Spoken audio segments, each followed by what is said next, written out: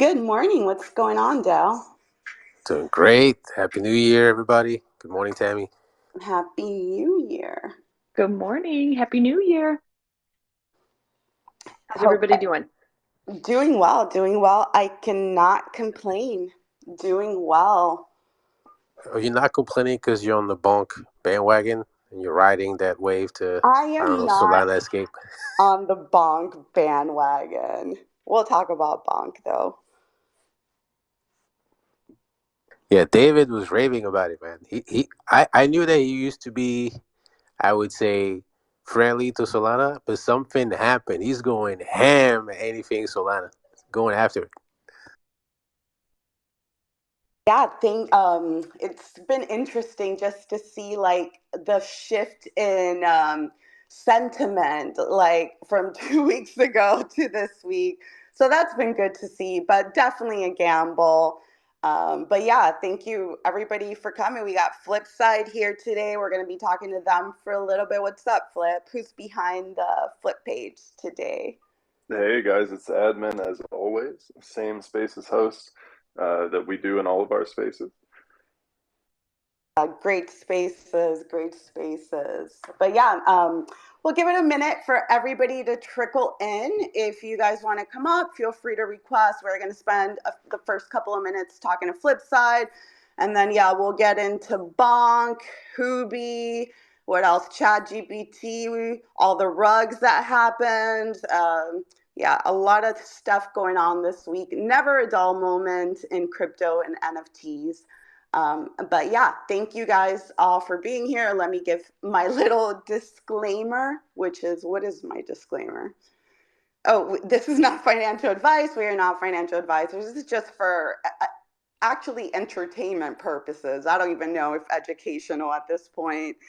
Um, let's see what else. And yeah, shout out to our partners at Binance US.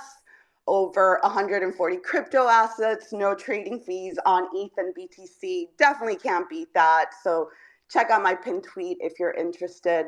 Those are my rants. Also, if you don't want to come up, feel free to just drop a comment in the bubble and the purple bubble. I'll make sure to keep my eye out on those.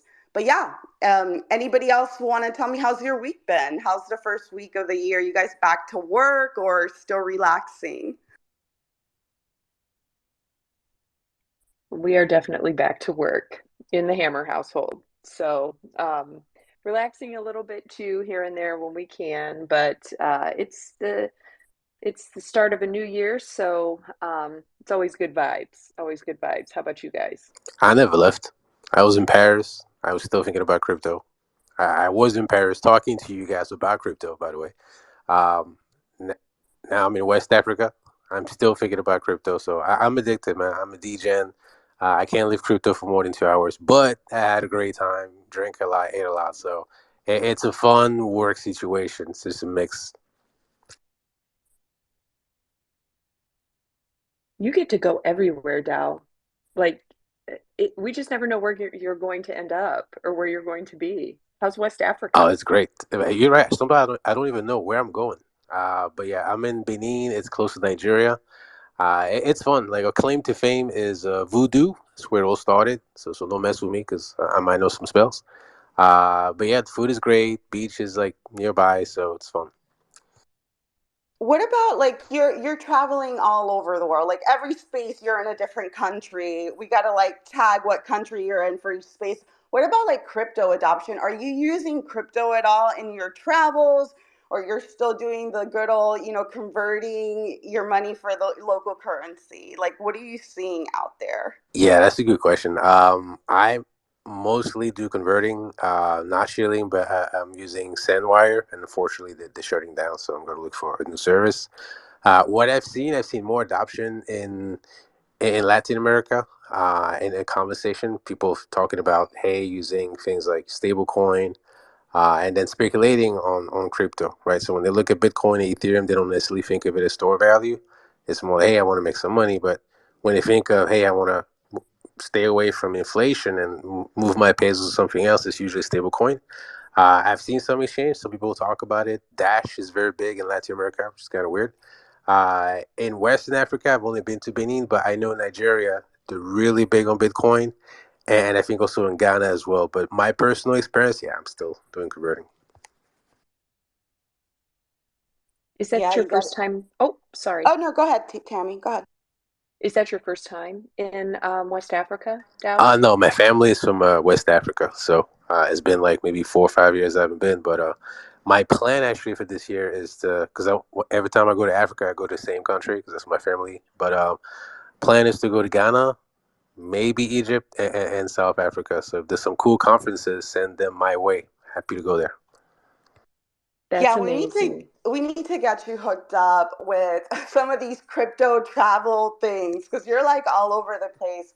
I know in like on Binance on the international side, like they have Binance Pay, and I see them do promos like for people traveling the world only with crypto. So that we got to get you something, Dal. You got to be like the crypto travel influencer and then report back here on Crypto and Coffee. I'm down. I will report a bunch of pictures of me eating and drinking.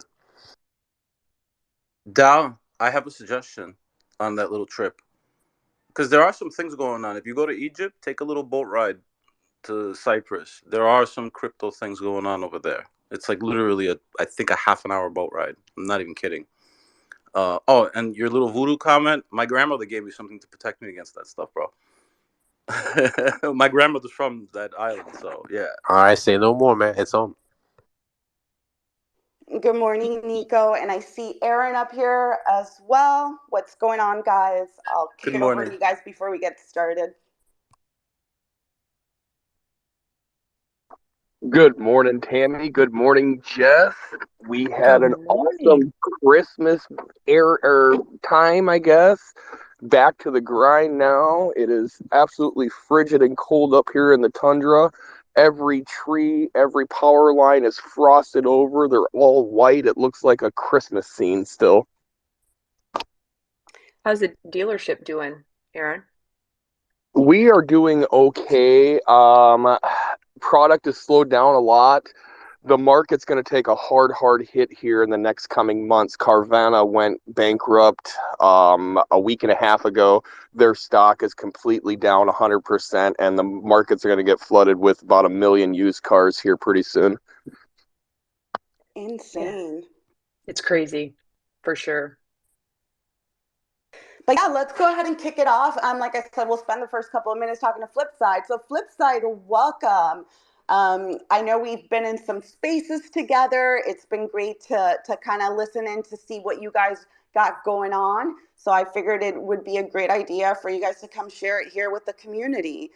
So thank you for coming. I know you've been here probably a little bit before, but yeah, tell us a little bit more about what Flipside has going on and how people in the community could take advantage of some of the tools that you guys are building out.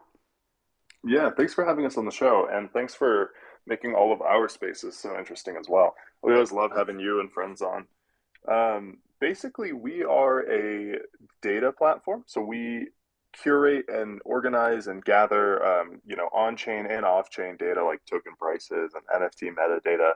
So all those analyses you see floating around every time, somebody's posting a chart. Like even Frank this morning was like, "Don't be the guy that posts a chart to say I told you so when prices go down." So those types of people, but also the good ones who are posting analyses to like help you before prices go down, or who the people who talk about when Terra or before Terra had its issues earlier in the year, a few people raised alarm bells. Like they got that information by studying the data, right? And so our goal is to make that as easy as possible to do your own research. And so we have sort of an app that allows you to easily like ask questions of the data, like little queries that return results, like what's the activity on Uniswap for certain pools or tokens. Or any of the other like 15 protocols that we cover, from like Ethereum to Polygon to Avalanche to Solana. We're pretty much everywhere. So if you have a favorite chain that you are curious about or you want to like keep tabs on, you can do that for free at Flipside. There's a few other big data providers in the space, but none of them offer their services for free. And the reason that we're able to do that is because we actually partner with the blockchains themselves. We think like, if you're a blockchain and you are the one who quote unquote owns this decentralized data, then it's kind of like your duty to make that accessible to everyone in Web3. So blockchains typically cover the cost associated with curating data so that we don't have to charge people for it, which I find super, super awesome. And at the end of this month, actually, we're completely revamping our app and releasing a new set of tools for analysts that make it even easier and faster. So we've got a really exciting time ahead of us, and I think it's a really good year for doing your own research and like staying informed in Web3. Because after last year, we see what happens when people ignore the data, right? Not that this was anyone's fault, of course, except for Sam Bankman-Fried and everyone else that was uh, misusing money, but it helps us to protect ourselves against people like that. So that's a little intro to Flipside and what we're up to. So I was on there digging around yesterday. So you could query different blockchains and like, what about what is the experience level needed? Like, for example, me, I have a little bit of coding experience. I've run a validator, but I'm definitely not, a programmer or a coder. What is like the experience that one would need to be able to like query data? Because you can query prices, you can query the number. I saw you could query like number of wallets, LPs and things. What other types of data can you query? And then what is the experience level that a user would need to actually use this? Yeah, that's a great question. So basically, like anything that happens on chain and a lot of things that happen off chain are queryable. So if people are using, a supported protocol, there's a full list of the protocols we support on our website at flipsidecrypto.xyz. But basically, if it's a popular chain, like we support it, and then if it happens on chain in transactions, if it's wallet balances, if it's trading, if it's on a DEX, if it's on even some centralized exchanges, like you can basically query anything you like. And what a query is basically you use SQL. So it requires a little bit of technical awareness, but it's actually really simple. It's not a full-on like programming language. It's more natural, right? So it's like it just uses a little bit of a weird phrasing in some cases. So you'll put like brackets around certain terms, and you can find this all on YouTube, or actually our DAO that we spun up, Metrics DAO, has a bunch of free courses and videos and seminars where they teach people how to do this for free. It like people can go from no experience to fully able to query things in like a week. Basically, it's pretty simple. But yeah, you can ask just about any question. So if you want to know, how many active wallets there are in a day trading on Uniswap, like we can get that information in just a couple seconds. So any of the basically data based facts that you want to find out about a given chain or protocol, you can ask that of the data. Yeah, great stuff. And I did put up the link to the site on top. Nico, go ahead. So yeah, I've never heard of you guys before, so I had to I was actually gonna ask a similar question to Jess, but so you guys provide already, like we don't have to sit there and code anything from scratch, no algorithms. We just have to know how to use the SQL. Yeah, exactly. SQL is just Okay. like a way of organizing the question so that the Yeah. computer understands it. But also, like, if you're like, man, I really don't want to with SQL, like I just don't want to put the time in. Like, completely, I haven't, to be honest, yet either as admin. I'm like doing it on the side a little bit, but It's I've not that kind of bad. procrastinated. It's really not that bad. It's just It's more about organization and just knowing no, it's not that bad. I was reading through the white paper, and I made it as far as the skimmers and all that, and I'm like, okay, they have built algorithms and stuff, but I wasn't like, yeah, it's actually pretty cool. Like this is pretty much a tool. Like this is pretty much a tool itself. Yeah, we try to Correct? make it as like simple as possible for anybody. And even if Yeah. you don't know SQL, the other thing is we have at the end of this month, we're launching a complete refresh of like the tool and the website. And what we've got planned, I'll give you a little bit of alpha, is a really good way to search through dashboards that analysts have created. And pretty much we put out regular bounties to try to attack like most of the questions we think people want to know. And so if there's a question that you have, if somebody else has already asked that question, you can search it on the new website at the end of this month. And you don't even have to query it yourself. Like the results will probably already be in somebody else's dashboard, and with our new search feature, like you'll be able to pull that up really quickly. Yeah, just like the one So that like if I Jessica's pinned wanted right to here. know, so what you mean by questions, like if somebody asks, what are the active wallets on, Ethereum today? Is that what you mean by like question? Yeah, exactly. So if there's a certain piece of data you want to know, like the active wallets on Ethereum, or like how much Bonk is being traded, or how long people hold Bonk for, or pretty much anything that can be represented by numbers on a blockchain. Um, I phrase it as questions mainly because I feel like that's the most helpful way to understand what a query is. Is it Because it's like, yeah, is it go complex ahead, enough sorry. to ask for a comparison? Yeah, we can set up so you can ask for comparative metrics, and then you can also chart metrics individually and compare the charts. So there's like flexibility in how you execute. It's pretty much it's like you get data all the way to the base layer, so you can get as granular or as like macro as you want, So or I as I have a complicated really as wild simple. question. Are you capable of So you're taking off-chain data, right? Are you capable of taking jet data? Are you guys taking data from traditional markets, such as Yeah, commodities, so we certain other things? not a lot of traditional markets yet, but we can. It's definitely possible to ingest. We just have to add, like, we have to start curating certain sources. Like, we don't take in any Wall Street like stock data yet, No, no. but we do. I'm actually asking for like. So there's a lot of people comparing it with gold, and like it's actually pretty cool to see like certain things and the dollar. It's actually a nice metric to look at to see. There are certain metrics that I'd like to like. I haven't been able to actually make the algorithm myself. But like I would love if you guys just did it and I could do a query. That would be great. Ooh, I'm gonna. I don't know the direct answer to that as to whether or not we ingest like data on the price of gold, but I do know that if you have an API that can ping like for the price of gold, or any other off-chain metric, you can do the same with Flipside in the dashboard, and so you can like port that in.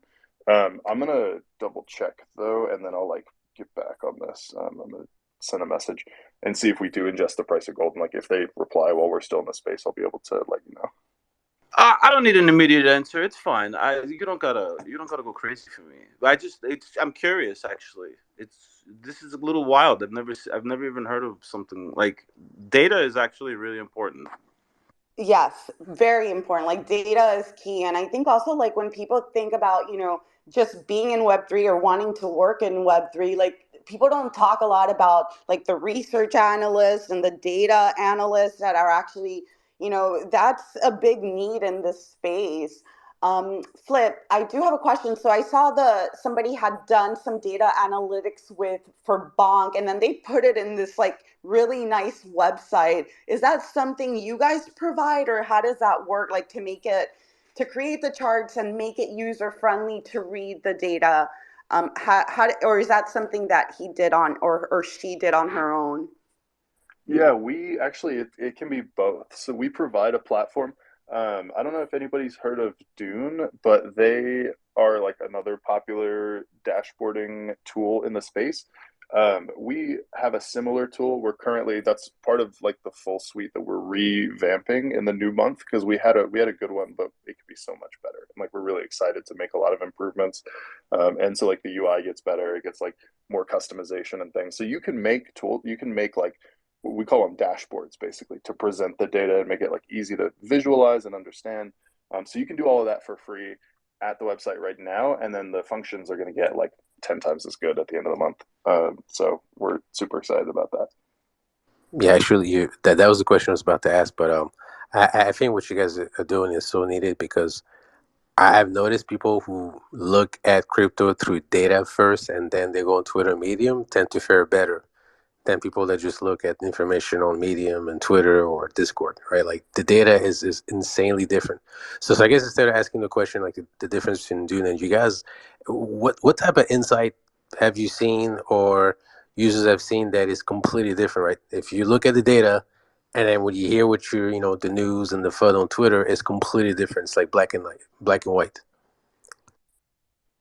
Oh man, so much. I mean, the most basic one I can give to is that like, or the most common one I would say is the amount of times that a project will talk about, its TVL and its other metrics, and then you can get into the data and check out like what wallets are associated with that, what user base do they really have, and you find that a lot of the numbers end up being inflated, right? And so it's kind of another way of like protecting yourself against marketing or like hype rhetoric. So it's cool because what you do, like kind of to Nico's other point of like combining data sets, like you can compare metrics like how many active wallets there are, because a lot of people will spin up wallets, like brand new wallets with bots, and then those wallets never participate again after like bumping up whatever the initial like airdrop was, right? So if you're like, oh man, this airdrop had like a million wallets participate, but 99% of those were bots made by the founding team and never made another transaction after that airdrop, other than maybe to like sell the token and then send it back to the original team wallet. Like that happens sometimes, and you can pretty much just find that out by going and looking at the data of the chain that they're on. So it's a crazy like valuable tool. It's just been a little bit out of reach for a lot of people, and like we really want to make it as easy as possible so that everyone can do their own research and we don't have to rely on so much like trust of new founders and all this energy. Flip, I'm not trying to butt in here, but are you making a bonk reference there? I no, I actually don't. I've kept myself from looking too deep into like wallet analysis with Bonk because I know somebody will, and if I go ahead and like put myself, because I'm full disclosure, not Flipside, but me personally as admin, am holding a little bit of Bonk, and I honestly just don't want to know. Like, I'm just so Yeah, happy to be participating. I started digging in last night, and I'm like, oh shit. Well, I'm just gonna go buy some more. You can school us in a bit. I want to hear it. That's bonkers. But yeah, no, that's good. So yeah, you guys have a lot of different blockchains. So I see Avalanche, Binance Smart Chain, Flow, Solana, Near, and a lot of. And it looks like you guys are going to be adding more blockchains or looking to add more blockchains as well, which is good. Always, yeah. The more data, the better. Quick question on this one, like based on all the blockchain you guys are aggregating, is there one that's not been spoke of so much, but actually when you look at the numbers, it's way more activity than we would be led to believe? Yeah, one thing I find that like crypto native people underestimate is flow. And I mean, honestly, every chain has been really like interesting and exciting to get to dig into. Like even Solana, right? With after the FTX, a lot of people like got scared and left. And like when you looked at the fundamentals, like developer activity was still really high, right? TVL went down, but like dev activity, wallet activity, like of consistently active wallets across multiple projects, like they all pretty much remain the same. And then dev activity took a slight dip on Solana, for example, over Christmas, but then pumped right back up like this first week of January, which was really interesting to see. You can even like basically see that developers are taking Christmas break. You know what I mean? Like that's the level of insight this gives you into projects. But yeah, Flow is one that I found that like people really underestimate because they're like, oh, it's like sports NFTs, and it's kind of they're not like really crypto native. Their marketing is pretty Web two. They don't feel super crypto native. But they actually have like a large market share. I like weirdly like with the NFL All Day and the NBA Top Shot, like they have a massive amount of users that just come from like normal Web two. Like they're a great onboarding blockchain, and I think we got to give them a little more credit for that. And I think also that like we'll see more of that for the Web two, or the Web three native blockchains that we really love. Like they'll get that too. Like there's not much of a competition because like Polygon also saw an increase with Reddit and Starbucks, and so basically what I'm trying to say there is like both the ones that we all like knew and loved, like Polygon, and then the ones that we kind of like gave a little bit of shit to, like Flow. They're both doing really well with onboarding, surprisingly, despite market conditions, despite everything. Like it's actually super encouraging for the year ahead. No, that's a great point, especially what Dow was saying that if you you should look at the data before listening to people on Twitter. Because what you said about Solana, like everybody's like, oh, all the developers in Solana left. And based upon the data that you're seeing, like that's absolutely not true. So yeah, don't listen to people on Twitter, look at the data. And if you want to take it a step further, learn how to pull the data. And, this is a tool to do that. So, Flip, how do you do data with something that's not on chain but is still running on Polygon? Because Polygon has a lot of things that they don't have on-chain analysis for right now, such as DraftKings and other NFT projects that they have running, but they have a huge amount of volume on those things. Yeah, that's a fantastic question. Basically, like the context of that data, it makes it so that we have to specifically go out and curate it like intentionally. Like, so when you're ingesting blockchain data, you basically have the one source of like, if it's on chain, it gets ingested and we just have to like organize it and clean it up and make sure that it's understandable, because it's kind of a pain in the ass, but like every blockchain stores things differently and communicates things differently. And so for me to know that like what this information is wallet balances is actually kind of a complicated task at the beginning until we label it all. But like you said, like some of that information is not included on chain, especially with like the DraftKings stuff. And what we have to do is go look into their databases as well. We have to do like outreach to those projects, which is why it's so rare to find like a data provider that actually does that, because it's a whole other task. But what we do is we start with the biggest projects on the chain that do have off-chain data, and we work with them and we partner with them like on my mind just went blank. But we do, for example, like SushiSwap has a lot of off-chain data, surprisingly, as a DEX, that we ingest organically and like have to go out of our way to do. So same thing with NBA Top Shot, NFL All Day. The DraftKings, I don't think we've done yet, but we are like constantly looking into the top projects on all of the chains, and we have a whole list. Like we have a protocol advocacy team that's basically working like 24/7 to meet with different projects and work with them to get them ingested. And then once they agree, it just takes like a little bit of time. But I do know that we're like in the process. So once we have that, all we really do is we take where we're getting that data stream from, usually like an API that pings their databases, and we just funnel that into our tables. And then you can query it the same exact way as all the other blockchain data, which makes it really convenient. You don't have to like switch up methods. You don't have to change up how you're asking for it. And you can put it into charts and everything else alongside the actual blockchain data. So, and again, some of this is like technical way over my head, but is the data real time, or what is the lag time, or how does that work? It takes like 10 minutes max if there's a really busy exchange. For example, on SushiSwap, if you have like a really high trading volume day, somebody will make a trade and then they'll come and check and refresh, and it'll take about 10 minutes max. But usually on a good day where there's not a massive amount of activity on a small chain, it's almost instantaneous updates. But that lag time gets to be just about a couple of minutes. Good to know. Good to know. Any other questions from anybody? If not, then Flip, anything else that maybe you want to share with us? Anything new that's coming up, or other ways that this can be used? I also saw like, as a developer, how can people use data from Flip for building their own applications?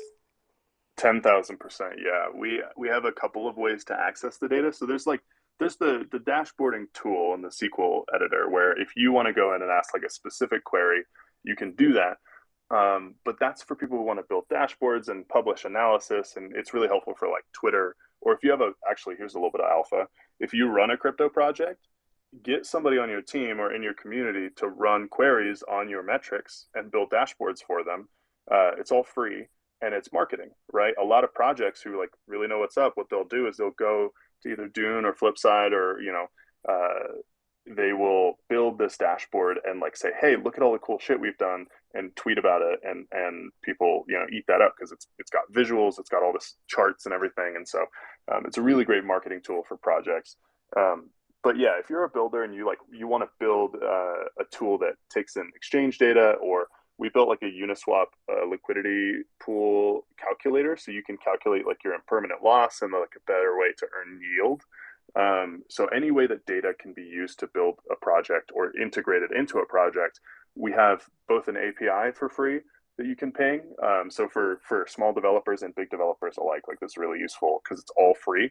Like I said, because we charge the chains for this, and so the people get the data for free. And so you can ping the API for free. We also have our founders are a little they're cool, is what I'm trying to say. We have a product called Shroom DK because I don't know, they like shrooms, and it's an SDK, so it's like a builder kit. And so it's free, but it's an NFT that you can mint. And so it's a really cool like Web3 like psychedelic kind of approach. But it's basically all of our data in a builder kit in a free SDK, and it supports Python and R and JavaScript. So whatever like you're coding in, like it's there. And you can just get like basically all of our on-chain data for free into your project. Nico, I see you've got your hand raised. Yeah, I have a weird question because you said something before. But so you're capable of simulating data too, huh? Yeah, we mostly would do that, I think, like on behalf of a partner, because it takes a little bit of effort in the sense that like we would have to sort of build the parameters around like what we want the data to look like. And so it would take like some effort from our analysis team. But people can also simulate it on their own with our data, but it depends on like what context. Why was there like a thing you were thinking about? So, like, all right, this would be a general thing, and if you guys want to do it, because this is out of my purview, right? But something like Luna, right? And a lot of people are giving out like very philosophical topics, and like with Luna Terra, and how you can't make something out of nothing, and the whole thing about creating an algorithmic stablecoin. It's actually a very important learning topic for everybody to learn what's in, like, so that at least what I'm trying to say is at least simulate the data of what can and cannot happen, and not necessarily a specific project, but algorithmic stablecoins in general. Do you get what I'm trying to say here? Like as an Yeah. educational type of thing. Like proving a concept, or Yeah. like if somebody's like, hey, algorithmic stablecoins would never work, or somebody's like, hey, it would have worked if only we had done this. You Yeah. simulate those conditions and see what happens. Yeah, absolutely. Especially if you have a bit of the data like retroactively, or like when we had the data but then before the collapse. We have enough context, like enough of a framework there to then like continue that model and put in our own sort of like numbers and parameters going forward. That's a really great idea. Yeah, like that's like a really general thing. That's the first thing I thought of, because like you mentioned it, and I'm like, yo, this would be a great way if they're capable of simulating data, like something for people to learn, like as a general philosophical topic, because people really don't understand what this space is, you know. So like it would be a great thing for people to just generally learn. Great question, Nico. DeFi Daniel, welcome. Happy Friday. Good morning, Daniel. Hey, morning, Tammy, Jess, Dow, and everyone here. Just a quick question for Flipside. I guess a couple questions. The first one is, this is a lot. This is actually really cool. Like digging into the website right now and trying to log in with Ethereum, which is a nice surprise there. That's dope, right? I saw that too. Yeah, that's really cool implementation. Yeah. Yeah, that's where they got you. You saw the sign in with Ethereum and you're like, sold. I'm Yeah, in. I don't have to download a Solana Bonk wallet to connect and send the token. No, I'm already there. So this is really exciting. But this is a lot of work too, a lot of development that's happening. Like the website is really well made, even the mushroom thing, with the NFTs and all that. Where's all that backing coming from? Like you guys obviously not working for free, so how do you guys get funding for all this? Yeah, it's a great question. Flipside's actually been around for probably nearly 5 years now. They started really small, building, like a single table, working with, smaller chains, just try to prove the concept. But ultimately, we got investments last year from one of our CEO is a venture capitalist who has worked in crypto since about 2017, about a year before Flipside was started, and he has, he has his own venture capital firm that he put a lot of his own money into funding initially, and then they raised, 2 series worth of fundraising that I don't know if I'm allowed to speak to the actual number, but quite a bit, to the point where we're like, you know, unconcerned about bear market conditions essentially going forward. We know we're able to build and sustain ourselves for as long as necessary. And then the revenue, basically the expenses that come with like curating the data and upkeeping the data, whatever, isn't coming out of our fundraising comes from the fact that we're partnered with the blockchains that we cover. And so the reason we wouldn't include a blockchain's data is if they're not willing to partner with us on that effort.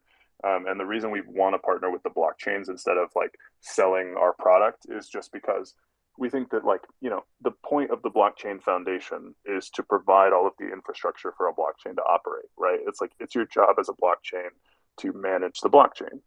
And so if we're just talking about the data of the blockchain, then we shouldn't be asking the users to pay to access that when it's all transparent and free anyway. Like, I can go to the block explorer for Ethereum and it would just be much more of a pain to get this information, and it's not curated, it's not labeled, it's all kind of raw, and it's pretty difficult. Like, I would really have to know what I'm doing, but it's there. And so we would feel really weird charging people for stuff like that like technically is free. And so it's just the cost of curating and maintaining and making sure that it's up to speed and everything. We ask the blockchains to, basically what they'll do is they'll delegate to us, which it gives us a little bit of like a revenue stream in the sense that we can become stakers on the chain and validators, but also makes us like participants in the chain. And that's what we try to do, is like, rather than just like selling a package, we ask that they delegate native tokens to us, and then we can become like a pillar in the community. And so that's kind of our approach. We feel like Web3 is pretty self-sustainable. And so if we just participate, like, we should be able to be self-sustainable as well. Okay, it's good. Thank you for the explanation details. I'm glad that there's not an NFT. There's nothing that we have to, like, to get into to use the service. Is basically just the the layer 0 of things where you. The next question. So how easy will it be to embed this, graph charts and into my own website? Like, if I just want you guys, if I want to use your service as just a data and provider, how easy would it be for me to just create my own website where I have my own dashboards and use your data for that? Yeah, it's super easy because we have the API that you can ping for free. So you can pretty much integrate like the same SQL editor into any platform that you want to build, and then any of the results that you would get, of course. And so, like, if you have your own preferences for like how to make dashboards, or you have a site that you want to publish your own information on, you can just pretty much go to our API documentation, and it'll step-by-step guide you through that process.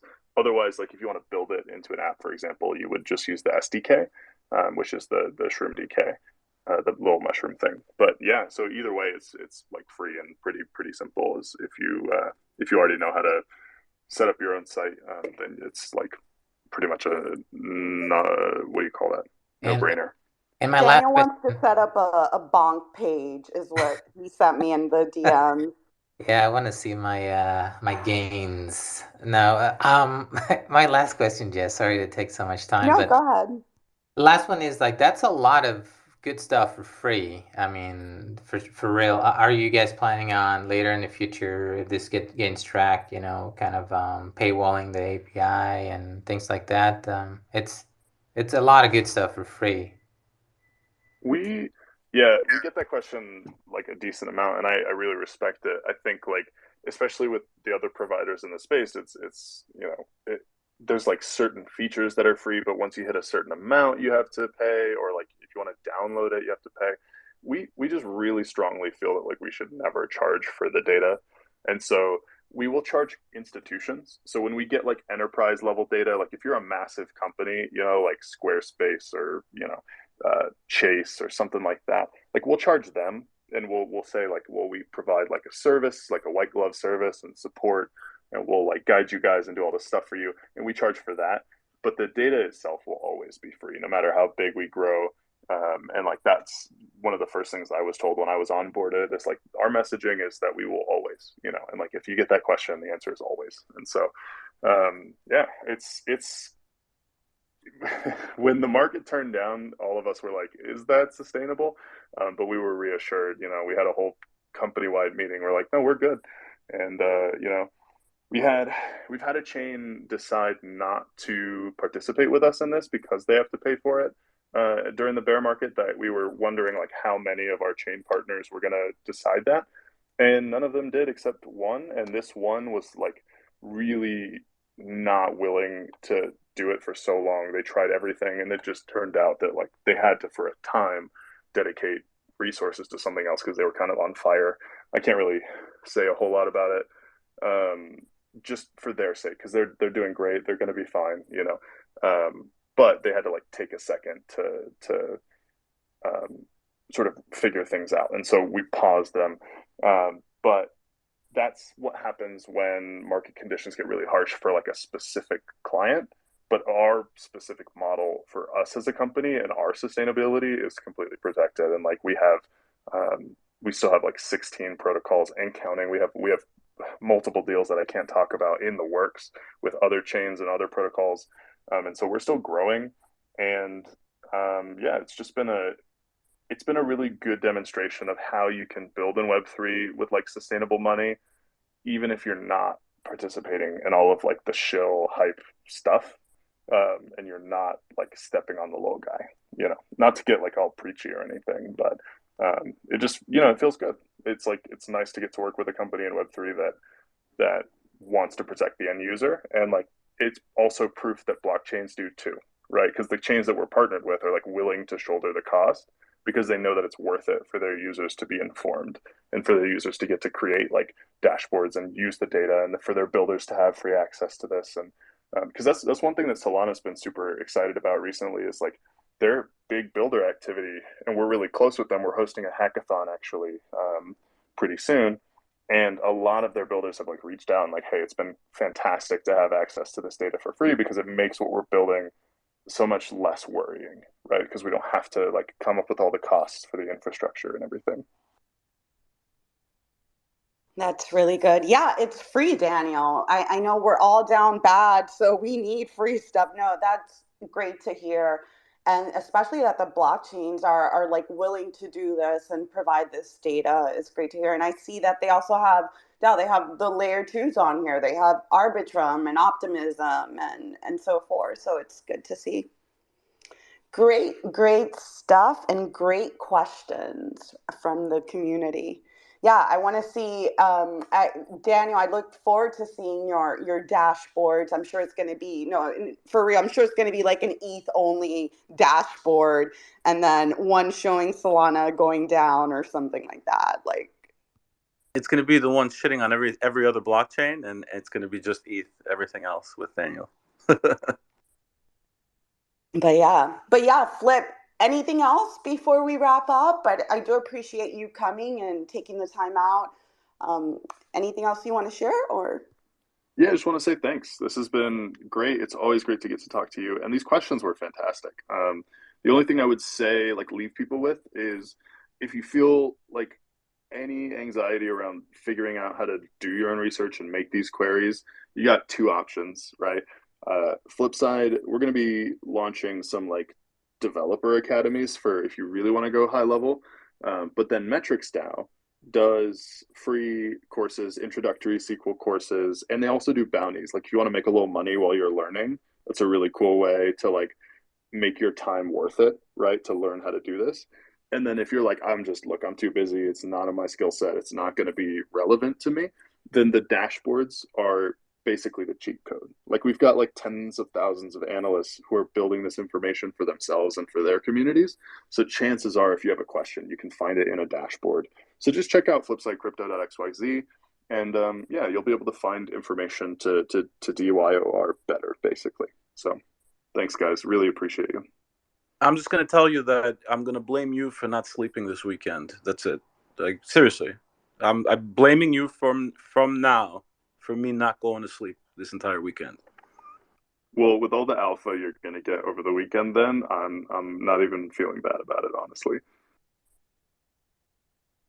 Listen, at least you're doing something productive. You're not spending any money. You could be at the club, buying drinks and bottles, but you're going to be learning something. So it's good to see. And yeah, I look forward to seeing somebody's dashboard.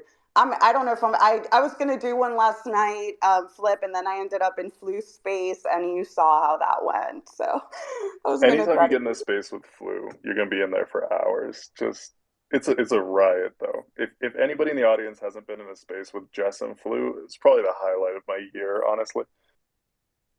Always a good time. But yeah, thanks for coming by, and you're welcome to stick around, or if you need to drop down, totally understand as well. But we appreciate you coming by. And yeah, and check out their spaces. You guys host spaces as well. When are your spaces? We try to do a couple a week, but we also will couple these with giveaways once a month. So keep your eye out if you're like really interested in giveaways. Sometimes we'll like partner with a blockchain to give away some native tokens. So keep an eye out for like announcements of those. But next week we have one on Monday, and so we'll be posting a link soon. So we'll see you guys there. Sounds good. Thanks for coming by.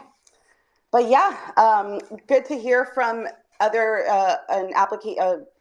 a company in the space that's doing great stuff. So we appreciate you coming by. But aside from that, let's see, what else do you guys want to get into? Danny or Nico or Tammy or Dow, anything you guys want to kick it off with that has happened this week that may have caught your attention? Control. I heard something about somebody selling a Bored Ape, and then like he had his ape coin staked, and he lost like a couple of $100,000 in ape coin. That I heard happened this week. That's kind of wild. Yeah, I think that's been happening. Apparently, if you have your ape coin staked and you sell your ape, you lose that associated ape coin, Just some great functionality by the top NFT project in the space. You can't beat that. Yeah, in essence, it kind of works the same like as the Uniswap liquidity providing NFTs.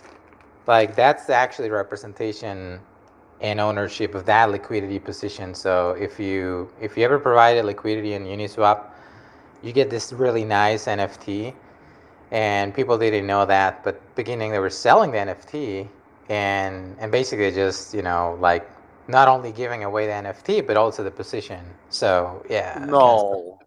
yeah. How much? Oh my God! I can only imagine. Well, how much was lost in a liquidity pool right now? I have no idea, but I mean, this was back in a day when they first released those things, and I think Bored Apes and ApeCoin they were doing something similar. So yeah, you got to be careful. There's actually a lot of NFT projects that are doing something similar. It's kind of weird. So like, it's either a functionality thing or they're just lazy. I don't know. Yeah, speaking of Uniswap, I did just want to chime in that somebody did put out a proposal on the Uniswap Foundation for voting to actually launch it on BNB chain. So it looks like they're trying to go over to other blockchains, which is interesting to see. Battle it out with PancakeSwap, which I believe is like the top DEX on BSC chain. PancakeSwap integrated Ethereum and Aptos. So yeah, like PancakeSwap, I love PancakeSwap. I've been using them from the very beginning. They're doing all right. They're gonna be around. But Uniswap on BNB, I mean, that could be huge, right? Because everybody uses Uniswap on ETH. It's just everybody hates the fucking fees. But yeah, we'll see if they pass the vote. Like the Uniswap, it's a governance proposal, so people have to vote on it whether they want that or not. That conversation must be quite spicy because I know a lot of people on Uniswap are all about decentralization and a bit of snobs, right? And they'll say, "Oh well, Binance, how many validators they have should really make the trade-off when LA2s are coming up." So I think those conversations should be quite interesting and entertaining as well. It's going to be two sides going at it. Yeah, they had a space yesterday, but I couldn't catch it and it wasn't recorded. So I don't know what the outcome was, but I did put the link up with the proposal. up there. So you could probably see, like Dal said, probably some spicy comments on there if you are allowed to comment. That conversation with Binance and the validators, it's not necessarily invalid. As much as like I don't talk about Binance too much, but I'm a huge Binance fan. Like my entire DeFi experience started on BSC, right?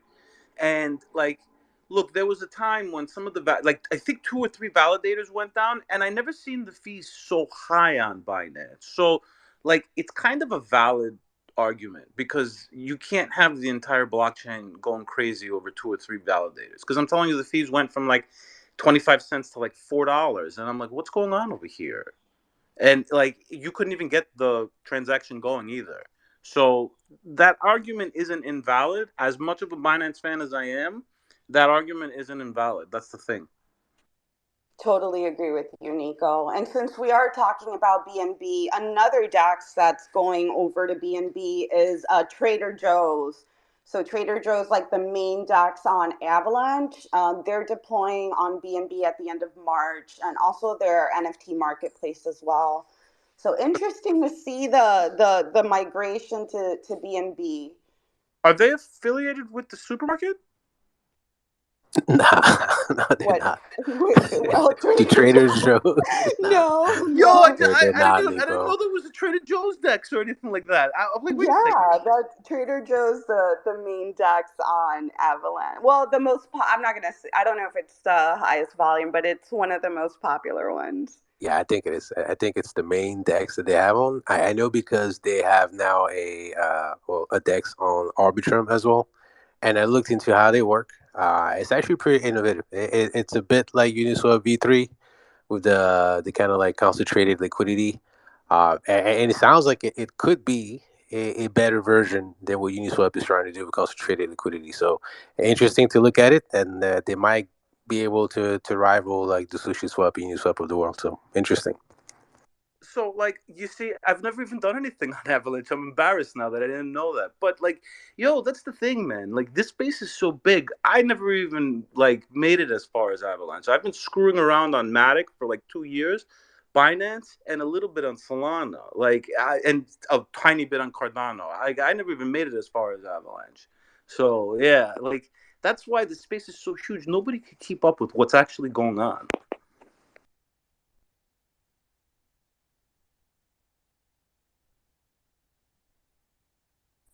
Yep, totally agree. It's hard to keep up with everything that's happening. Sorry, I was just looking for that link for the Trader Joe, and yeah, not the not their supermarket. This has nothing to do with the supermarket.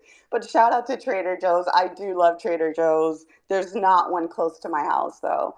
Um, but yeah. Oh, since we are on the Avalanche topic, another thing that came out this week, Avalanche is actually partnering up with what is it? Shopify? Did I get that right? Or is it That's Spot? correct. No, not Spotify. You're right, Shopify. Somebody at Polygon is getting screamed at on the business development team. Like, who lost this deal? Who? We have Amazon, Nike, whoever. Name a Fortune 500. We have him. Who lost this deal? All right, all right. Let's not give everything to Polygon. Come on, bro. Like, they can't eat up the entire space. Let's be serious here. Like, as much of a Polygon bull as I am, they can't eat up the entire space for themselves, bro. But yeah, to the Shopify thing. So it's basically, if you've ever used Shopify, you know how there's like different apps in Shopify that you can download for the website. Well, it's like this app that they have, and it'll basically allow people to sell NFTs on a Shopify website, and they'll be minted on AVAX. So it's kind of an integration through an app that's on the App Store for Shopify. So interesting revelation, like you said, Dal. Like to see that big of a partnership on Avalanche is kind of strange versus like Polygon because we haven't seen it. And with these two for Shopify, they said that they can design them as well. And something also that I read about is that you don't have to have a crypto wallet to get one, and it will automatically, when you go to Mint, it will instead send an email with a link for a newly created blockchain wallet. So you don't have to have the wallet in order to do it. I'll Pretty be quick, dope. but I'll list some of those: Nike, Starbucks, Meta, Coca-Cola, Disney, Amazon, Robinhood, Mercedes, Reddit, eBay, Prada, NFL, Liverpool, Dolce and Gabbana. I didn't know that. Bentley, Stripe, Adobe. I mean, Polygon has cornered that market. So even though I missed a joke, but I actually do think someone got screamed at for that. Like, yo, they're getting too big, bro. It's getting crazy. Don't like you gotta calm down a little bit. But, Jess, Avalanche was actually funded by Chainlink. Like, it's kind of crazy because one of the reasons why Chainlink is kind of funding all these projects is because, they aren't big enough to handle everything, and like they're seeing the growth. Like, it's kind of wild what's going on in the space. Like, they have to actually the way it's going at the growth rate, the way it's kind of the way they're predicting it is they have to fund other projects to be able to get the space to grow. Like, they're creating competition. They have to at this point. Yeah, yeah, the Shopify integration, I was just thinking about it. I did e-commerce, a few years back. Like, how could e-commerce use that? You could sell a physical product, and maybe, the person gets an NFT as a, commemorable item. And after so many NFTs, maybe they can get a discount. I don't know. Brett, what do you think? I know you work with a lot of Web2 brands. What do you think about this Shopify and Avalanche NFT integration? Oh shit. I mean, well, first GM, what's up, guys? Congrats. Good morning and Happy New Yeah, first Year. show of the year. This is dope. Um, but yeah, I think what's interesting is that it's a lot of these major brands, well, first and foremost, you have to work with something that's EVM compatible. You're gonna have to work with something that can at least play with these EVM ecosystems, whether it's Polygon, whether it's mainnet. Avalanche has their C chain, which is their EVM compatible. Essentially chain for AVAX. Um, I think that Polygon, realistically, I mean, they're doing it right, because as we start to see more brands kind of develop these proprietary, like, you don't need a wallet, like we have a wallet service for you, or we have these things that, there's real easy onboarding type things. Um, Polygon is EVM native. It's not like a chain that they then had to go back and integrate some sort of EVM compatibility. It is native, and it's originally, I mean, like, it was, I guess, desirable by a lot of brands, just I guess, like, way back to a year ago, to where it was cheap, right? Transaction costs were low, and everyone was complaining about gas prices and blah blah blah, and that's kind of where they started to pick up because of the cost that was associated, and because of that, the actual, like, degen culture out here was like, yeah, it's junk chain. Like, there's nothing valuable on that chain. Everything's worth like a penny, which, I mean, you don't go to a fine art gallery looking for a deal, but if you're going to a thrift shop, you might find some fine art there that actually was only 5, $10, you know, Are you calling AVAX a thrift sort shop? of, kind of not like, not a seedy, dirty one that's like, like, got, like, a bunch of, like, people sleeping out in front of it and whatnot, but like, it's kind of like, I guess we'll have to see if they can actually build that, I guess. I mean, like, they have strong brand, it's just a matter of, like, are they going to be able to realistically even take any of the market share from Polygon, because they've been doing it longer and they already have all of these brands, I think that Polygon's probably going to end up pretty much running, all of the loyalty and rewards type programs for every major brand that's out there. Thanks for your insight, Brad. We'll have to wait and see what happens. But yeah, that's what's going on with AVAX, and obviously we know about all the buzz with Polygon. My concerns are still the same until there's not some type of ZK, EVM, which I know Polygon is working on. How are all these brands going to onboard, so many users when the bridging time could take from 30 minutes to 3 hours. Like, even me, I was freaked out the first time I used the bridge. I'm like, where the fuck are my funds? But we'll see. We'll see what happens. Let's see. Something slipped my mind. I forgot what I was going to say. But yeah, what else? Do you guys want to talk about Bonk? Obviously, Bonk took the crypto space by surprise this week. There was a lot of community hype around it. So a meme token that was launched on the Solana network. I heard so many rumors. I heard a rumor that Frank D. Gods created it. I heard a rumor that SBF created it. So there's a lot of speculation and rumors going around. I think the last time I heard price is down. Obviously, it was up like 4,000%. But what is everybody's thoughts about Bonk? And do you think it's a good thing or bad thing for the Solana ecosystem? Yeah, I'm anxious to hear what people's thoughts are on it because when I was looking into it, I guess on the 25th when it was launched, 50% was airdropped to people. So 50% of the supply. So I'm just curious about it. I don't know. I don't know. I asked you, Jess, like, what the fuck is Bonk? I've got a whole wallet full of bonks, various bonks over the years that were coins that came up, spiked hard, fell off, had a dead cat bounce, and now are worth nothing. Bonk is just like all of those. I don't, hot take maybe. I don't care. Like I'm telling you, Bonk is not going anywhere. It might. I mean, there's some people that got in early who definitely have made a bag, and like good for them. Like that's awesome. For the people that got in like super early. But I mean, uh, like I bought Shib like shit like a year and a half, 2 years ago. And made a little bit, and now it's still not like, everyone always in these chats is like, bring it to $1, let's see it hit $1, and it's like, guys, And like, remember those days when when SHIB was going to $1? Those were the good old days. exactly, you remember those? Yeah, everybody was just like trying to pump shit to just $1 because Yeah, it everybody. would be like the market cap of the whole, like it wouldn't be all the money in the world, but yeah, SHIB is going to $1. Yeah. Yeah, exactly. I don't see any difference between that and Bonk. Yeah, I mean, at the end of the day, it's a meme coin. The point is it going to be here? Is it going to be a pump and dump and just going to disappear in 2 weeks, or is it going to be here long term? Because I mean, I have a bunch of dead dogs in my wallet. I can name them out: Kishu, Inu, Doggy Inu. Like, Daniel, what other dogs we got? Like, they're all dead.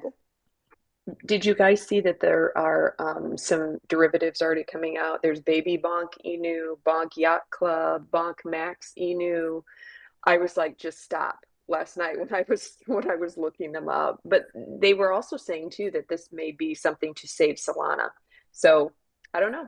I Just don't know looking if for if thoughts. it's gonna save Solana, but I think it definitely brought back the community sentiment, and you can't deny that. So hopefully people didn't get wrecked, but yeah, we'll see what happens long term. But it was good to see the community hyped up and just rallying. Like, everybody was saying Solana was dead last week. We talked to Flipside. He said the data didn't show that, but now the community sentiment is supporting what the data was actually saying. So now people will believe it, right? Because people don't care about the data; they just care about what they see on Twitter.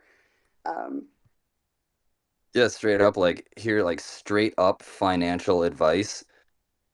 Don't buy those shit coins if you're just hearing about them while they're pumping, because you're not going to make a bag. The people that make the bags on these garbage shit coins that come out are people that bought them or were airdropped them months before you hear about them, when they were like point, I don't know, five, six zeros before you have an actual number. And then, I mean, realistically, it's like, yeah, if you buy 10 million of them at like, thousandths and thousandths of a penny, then when it does hit a hundredth of a penny, you're sitting tight.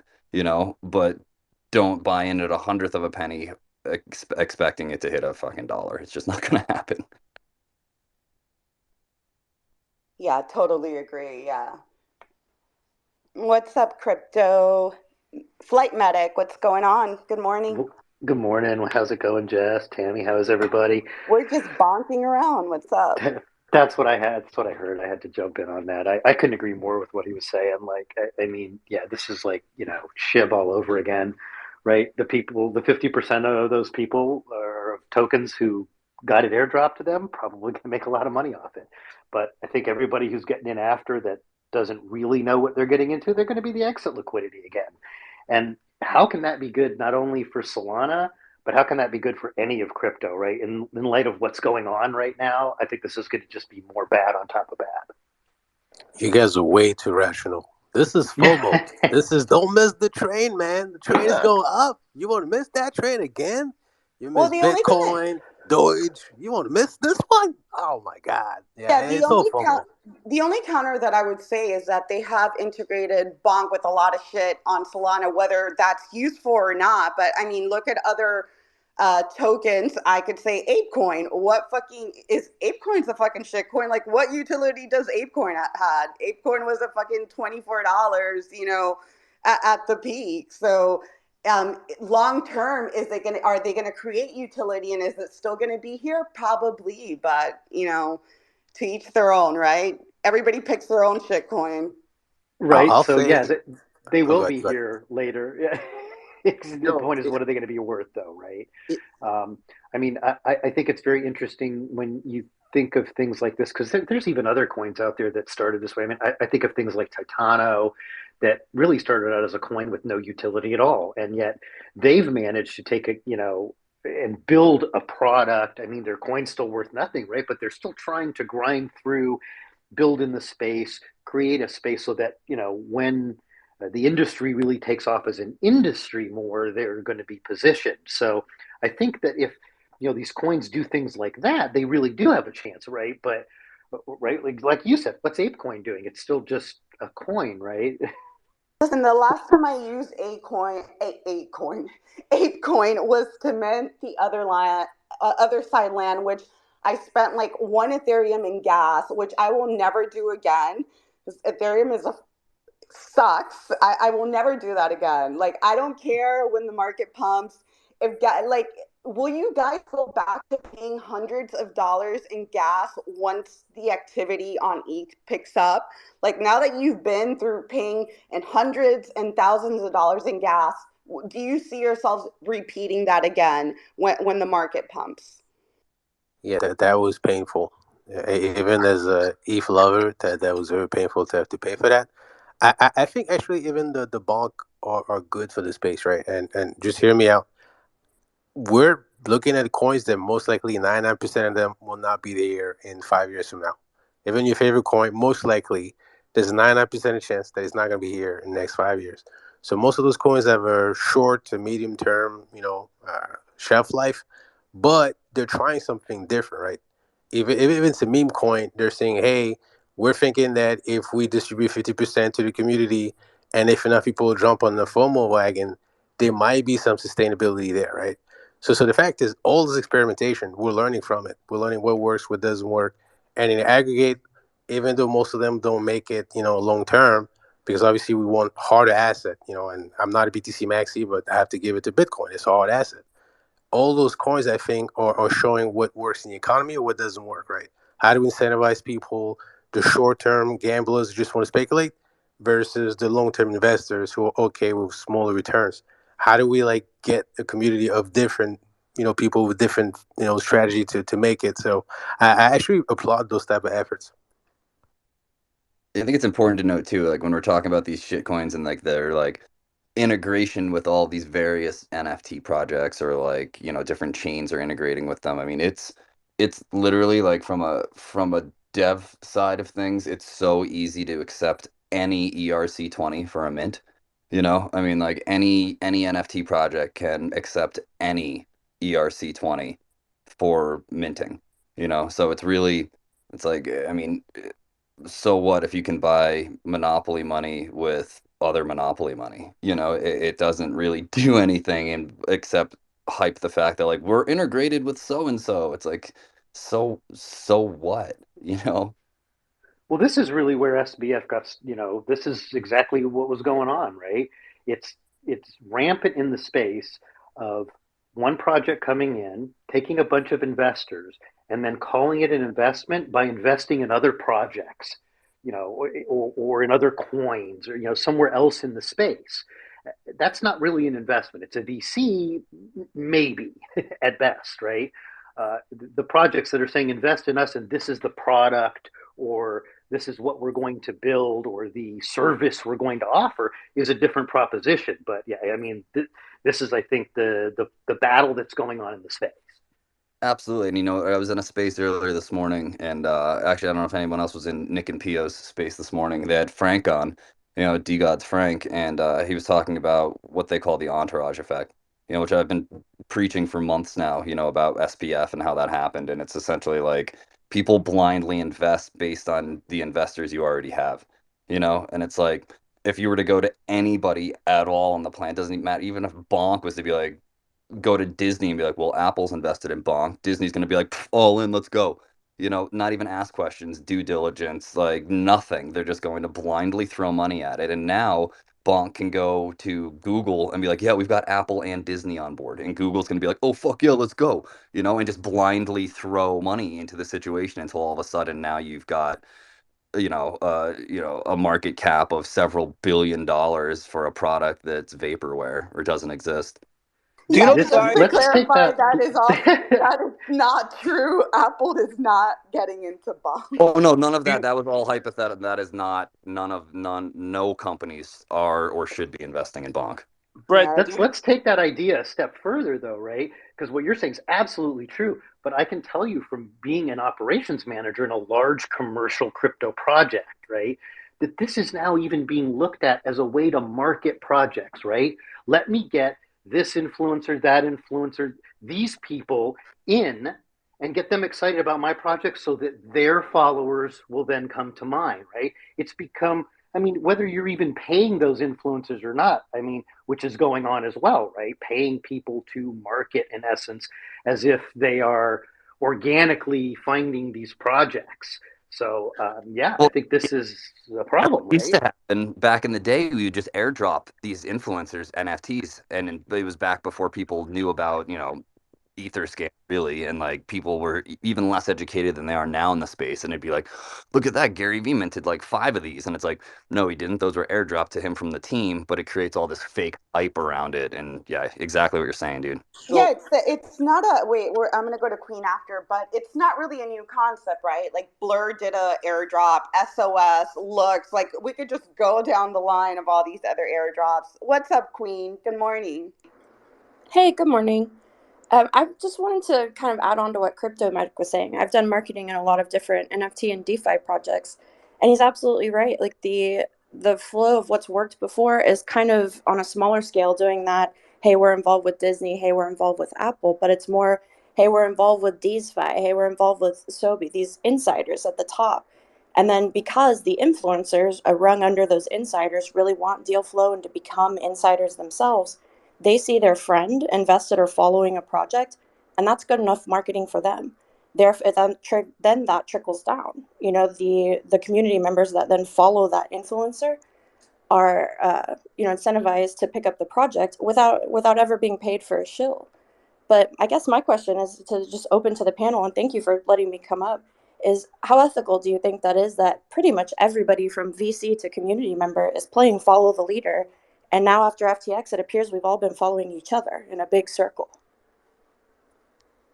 Yeah, I mean it's straight up. I mean, everyone has been saying, we always say that this is, a bunch of small little echo chambers in here, and realistically, having, working with like major brands in Web2 that don't necessarily, I mean, it boils down to they don't understand it. And so they're going to take the opinion of somebody who they trust or somebody who they're told they should trust, and then it turns into a game of telephone, until ultimately somebody at some point comes in and goes, hold on, guys, that's not how any of this works. Rewind, Yeah, the emperor's got no clothes. Exactly. Yeah, just looking like at the social sentiment. I was looking outside of Twitter. I also post a lot on CoinMarketCap. My page is in the link tree, and looking at CoinMarketCap outside of Twitter, they do have a live chat. And I was looking at the Bonk. people were going crazy on the Bonk feed. Go to like the Sheed feed. It was like a ghost town over there. So even the social sentiment, like, because all the major crypto news outlets were reporting on it. So even the sentiment outside of our little crypto Twitter bubble, it was catching some hype, but obviously that's going to die down. That's hype is not sustainable. But yeah, go ahead, Nico. I know you were next. So I was going to mention the bread before. Did you ever? Do you know the guy? I forgot his name. I should have looked it up before I said it, but it doesn't matter. It's the guy that created WhatsApp, right? That guy sat there giving a speech one time. He was like, "When I made my first $10 million, I still had to hustle." He was like, "The moment I made it to 9 figures, he was like, I don't have to do anything. Everybody just comes to me with a business idea and they throw money at me at this point." He goes to me. I don't even pull money out of, not to me in the speech, sorry. Like, but he's like, I don't even pull money out of my pocket anymore. So like it gets to that point. Like it's really corrupt to that extent. Like where you've got the people that are right, like at like 1 figure below that are just pumping money into them, and it's like a cycle. It's like a really weird recycling cycle that happens, and it's really hard to stop and to even figure out as well. Well, absolutely, dude. And it's because these companies, once you hit that level of like when you're playing with the big boys and you're talking about 9-figure, income. I mean, an ROI of even 1% is still a good profit, And so people are like, shit, I'll throw you some money if I can even get 1% ROI after a year or 2 years. Like, I'm good. And so it's like, cool. Now you've got their money locked up for 2 years, and then again, that whole entourage effect starts happening. And it doesn't even matter if it's the rug, because it's gonna end up going like it's like a pyramid thing, and it's gonna go pretty far down by the time, like, it's nuts how it works, man. This is why there is so much commercial money, billions, sitting by on the sidelines, waiting for the space to figure out what the hell we're doing, because they don't want to throw all this money in without knowing what they're getting into. I sit in meetings every day with, doing pitches to commercial brands of how to get them into the space in a way that keeps them in the space, right? That engages and allows them to market and their products to be used in a digital manner, basically, right? How do you onboard not only Web 2, but traditional aspects, clothing companies and shoe companies, right?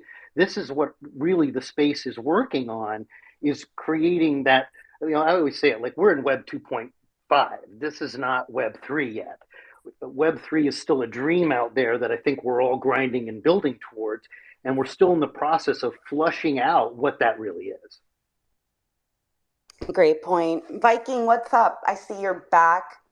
What is up, Jess? I was just listening. I think that I agree with Nico and with Brett there. We've been in this circular cycle of influence and following people. It started with the blue check marks. It goes farther back than that. It reminds me of the story of the star belly sneeches from Dr. Seuss. You guys know that story? No, but go on, I guess. I've never heard this. You never heard the story of the star bellies? Where Look, I remember the Cat in the Hat. Is that the one from Dr. Seuss as well? It is, Nico. Go and read the star belly sneeches, and that to me is exactly what's happening with crypto and influence right now. Yeah. Interesting to see. Speaking about influencers and, meme coins, this guy, his name is DNPR. He's like a popular Twitch guy. He recently came out with a tweet. I actually bought one of his shit coins. It was called Clue Coin. I believe the last time I checked, it was worth 2 cents in my wallet. Well, he put out a tweet saying that he was sorry, that he has a gambling addiction, and he gambled all his money and all of investor funds. So yeah, we're seeing a lot of rug pulls come to light. Everybody's now on the I'm sorry train. Like, hey, I gambled away your money. I'm sorry. Like, what am I gonna do? Oh my God, that's like the South Park freaking clip last week. Did you see that, Jess? The one of SBF. Yes, I'm sorry. Actually don't think that was from South Park directly. It's my understanding that a community member recreated it or something like that. But yeah, I saw it and it was hilarious. And then speaking of other rug pulls, Mutant 8 Planet, never heard of that project. It launched January of this year. The founder was arrested on Wednesday night at JFK Airport when he was flying in for stealing more than $2.9 million worth of investor funds. And one thing that I saw, which it's not funny, but okay, hold on. Let me control myself. The only reason Well, I'm laughing Jeff, is I wish I would have picked this guy up at JFK. But anyway, Okay, well, what he what about that said. guy from KlueCoin there? He just admitted it to in a tweet. I So why? just said that. I just said that. Well, I know you did. I'm like, why would you incriminate yourself like that? Because I feel like they're trying to play the SBF card. Hey, I'm sorry, I have a gambling problem. Let's see if that sticks. But wait, this NFT guy, the Mutant Ape, and by the way, people were actually buying the NFT after the news came out last night. Like, you guys are a bunch of degens. I swear to God. But yeah, apparently in a chat, he said that he was blaming the community for it, basically saying that he left the project because the community was too toxic, is what he said. But Wait, yeah, it's in the community? that's the same thing the OnlyFans or porn star said. You know who I'm talking about? I forgot what her name was. you don't have to classify her like that. But yes, you're talking about Vanessa. Vanessa's here. But yeah, he said that the community was so toxic and what was it that I was gonna say? But yeah, that was that. I guess I'll stop there. And yeah, and the people charging him said Michael can no longer blame the NFT community for his criminal behavior. His arrest means he will now face the consequences of his own action. And basically, he took the $2.9 million and was using it for his personal benefit. And he's actually not even from the US. He's a French resident that resides in UAE. And he was arrested when he landed here. So very interesting.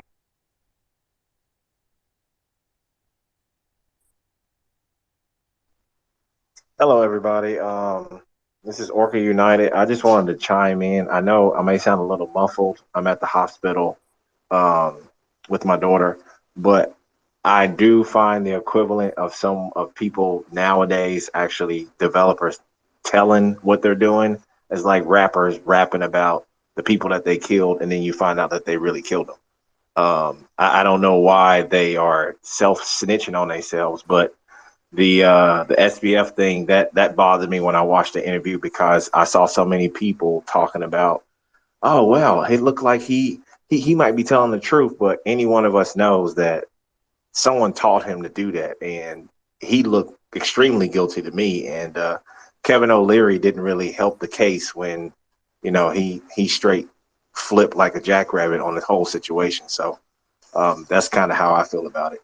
Yeah, Yeah, that's a great point. Just to add really quick for with regards to SBF, the judge did announce this week that they were going to keep the names redacted of the two people that also helped bail him out. So I guess question back to the panel, who do you think those two people are?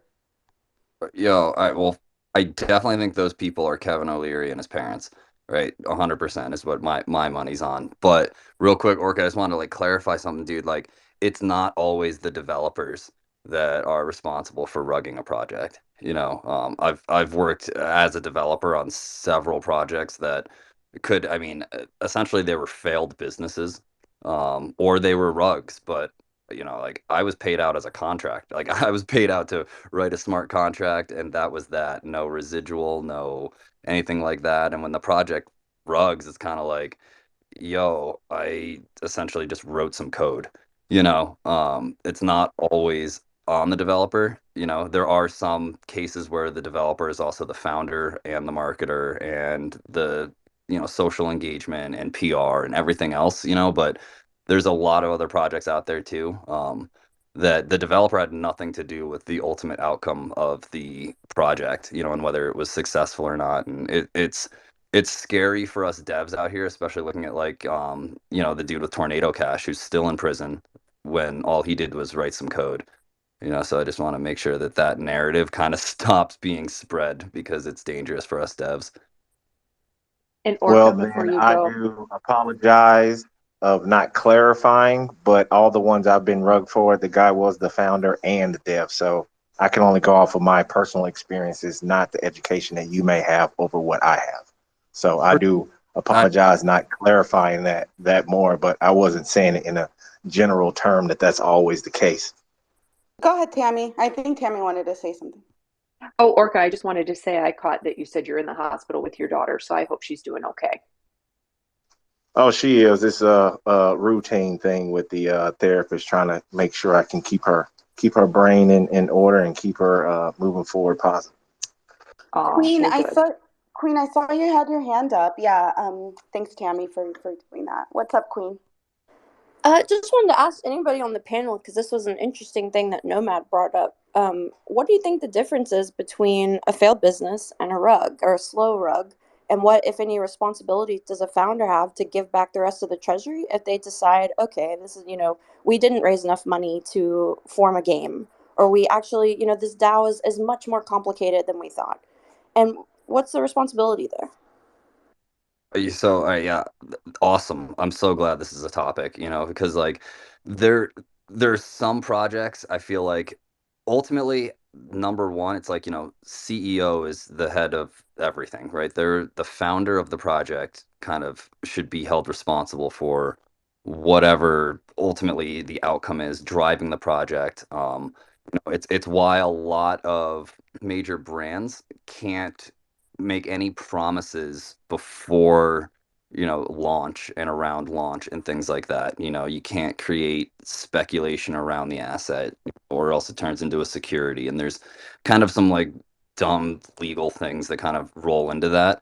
But I mean, you have to think about it like what was the intent there, and it's a hard kind of thing to pinpoint, because it's like if you were to open up a bakery in your town and you have every intent of being this mom and pop shop that's a homemade bakery and desserts and things like that, and ultimately maybe the first month, the grand opening, you do great, and then business trickles out and you have to close doors. Like, was the bakery a rug? It's like, I wouldn't think so, unless the owner's whole goal was we're going to have this whole grand opening and then shut down doors in a month. It's a weird kind of dichotomy that Yeah. you. I was just agreeing with you. Sorry.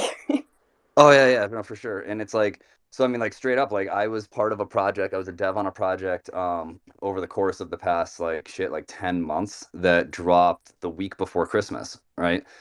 And having done several projects on like mainnet and in NFTs and Web3 and whatnot, I had told the whole team like we should not be dropping this the week before Christmas. It's horrible timing. The market is shit, and any disposable income people have right now is going towards like, oh shit, I forgot to get a gift for my aunt that's going to be at Christmas, or I forgot this, and I got to send a card to so and so. It's like there's no liquidity out there. And so ultimately, it was like a lot of the people on that project, on that team, it was their first project, and they were under the impression of, if it doesn't mint out in 24 hours, it's a total failure. So it didn't mint out again because of the timing and everything else, and the whole team dipped. The entire team left the project with the exception of the founder, the artist, and myself. Um, and so we started issuing refunds and doing all sorts of things that we could, on the founder's discretion. And then after refunds were issued, the founder dipped. And now it's like, all right, well, and now it's just the artist and myself. And I mean, like, essentially we're trying to figure out a way to get the community to run it, things like that, but obviously there's people saying it's a rug, and I'm like, well, no, not really. I mean, maybe, but like that wasn't the goal. That wasn't the plan. I got paid out to write the smart contract. So at this point, I'm only sticking around to see if there's something that anybody can do. you Yeah. know. What's the And, project? it's called. It was a pixel project by this artist Dean Harvey, who's dude, phenomenal pixel artist, you know. And that's the only reason I'm sticking around is because the art is dope, you know. But it's like I'm not a founder.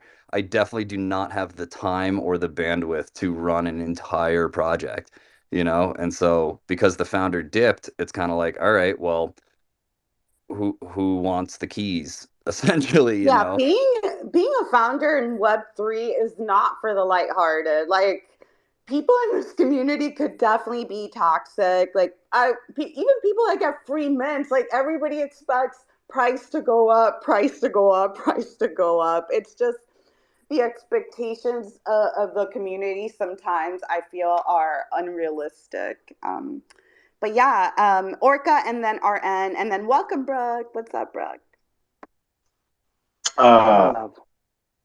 I just want to say, BC, now you're 100% correct, dude. But I have noticed that some of them are like very good at like getting the group of people to like really believe no matter what, and it could be like right in front of their face. Like all the signs could be laid out on the table.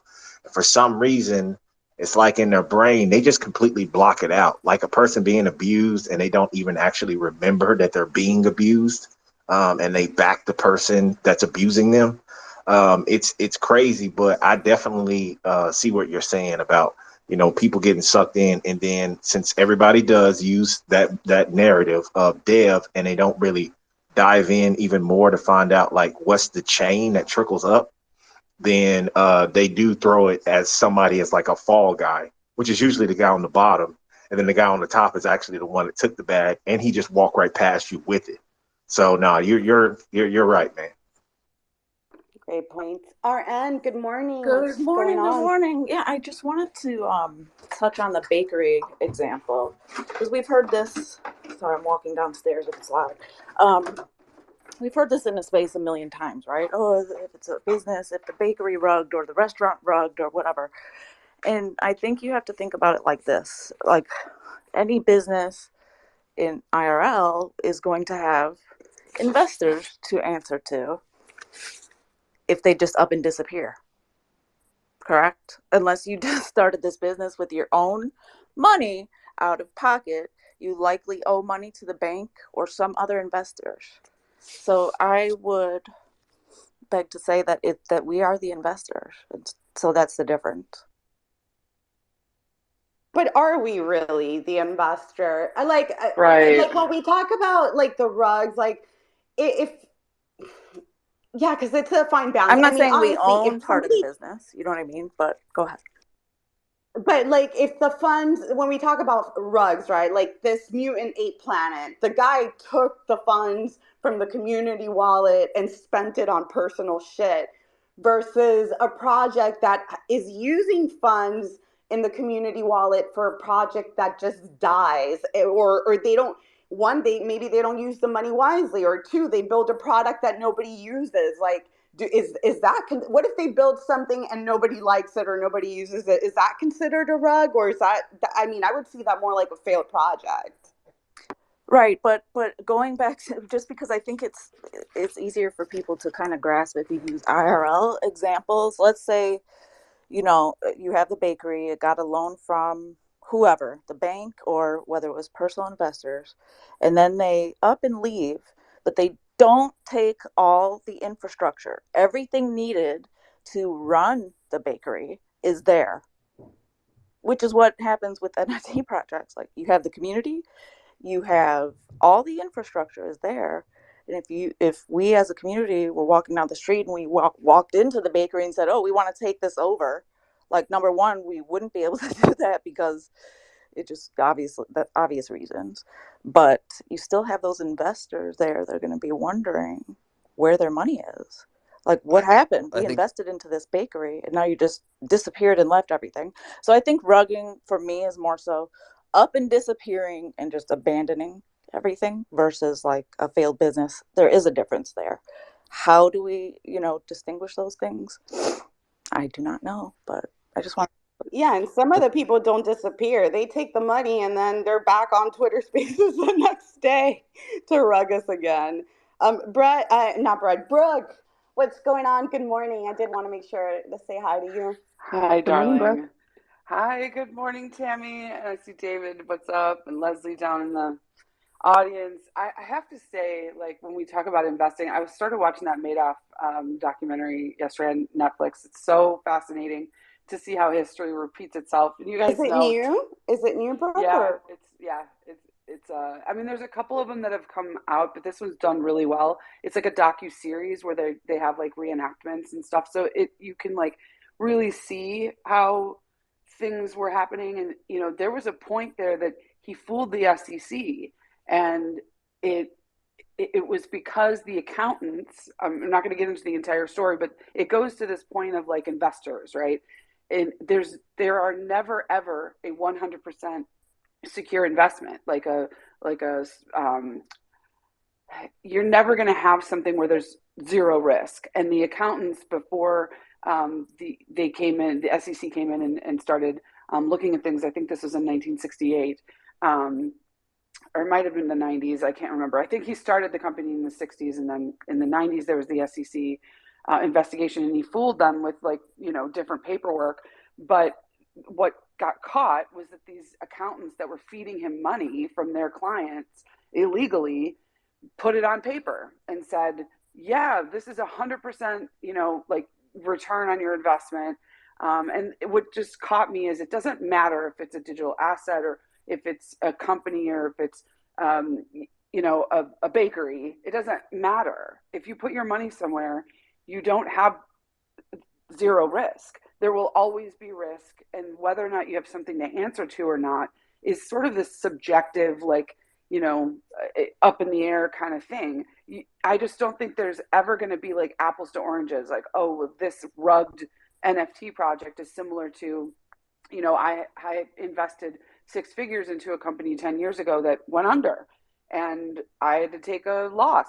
It was a loss. I wasn't a stockholder. I wasn't owed anything because I put my trust in this company. They didn't do what they were supposed to, and I had to take a loss. It was fairly simple. I don't know if any of you have ever experienced that before, but there's never zero risk, no matter what. This is your money, your hard-earned money, that you're buying whatever it is, whether it's a cartoon JPEG or a brick and mortar bakery. There's never zero risk. So yeah, that Madoff thing, because he fooled the SEC with paper. Like somebody sat down for a week and created all of this fake accounts, and the SEC was kind of like, you can't be dumb enough to have done, to have fooled us. So therefore we're fooled, if that makes sense. Like, it was just so elaborate. So some of this stuff, it's just history repeating itself. So no, I think I just don't agree. Oh, go ahead, Tim. I was just going to say, to Brooke's point, I agree with you. Even with our business, with Dave and my business, we had something happen with the payroll company that we used, that they were paying, our taxes, doing all of those things, and, for state, fed, and what the owner was doing. And Dave had known this man for years and considered him a friend.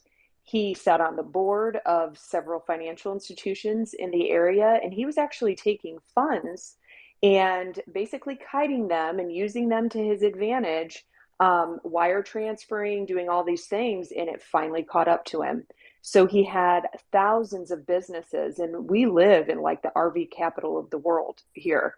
And the RV companies that got hit with this, that, we didn't know even ourselves until we got a notice that stated, your state taxes didn't get paid this month, and this didn't get paid. So we were trusting that, you send these funds in, they're doing this stuff automatically, and they're taking care of it. So you're right. It can happen with anything. And this is still a legal battle that's going on. And it's crazy that, nothing, when it comes to your money, even the things that you think are very secure, they're not. So just always, always be careful.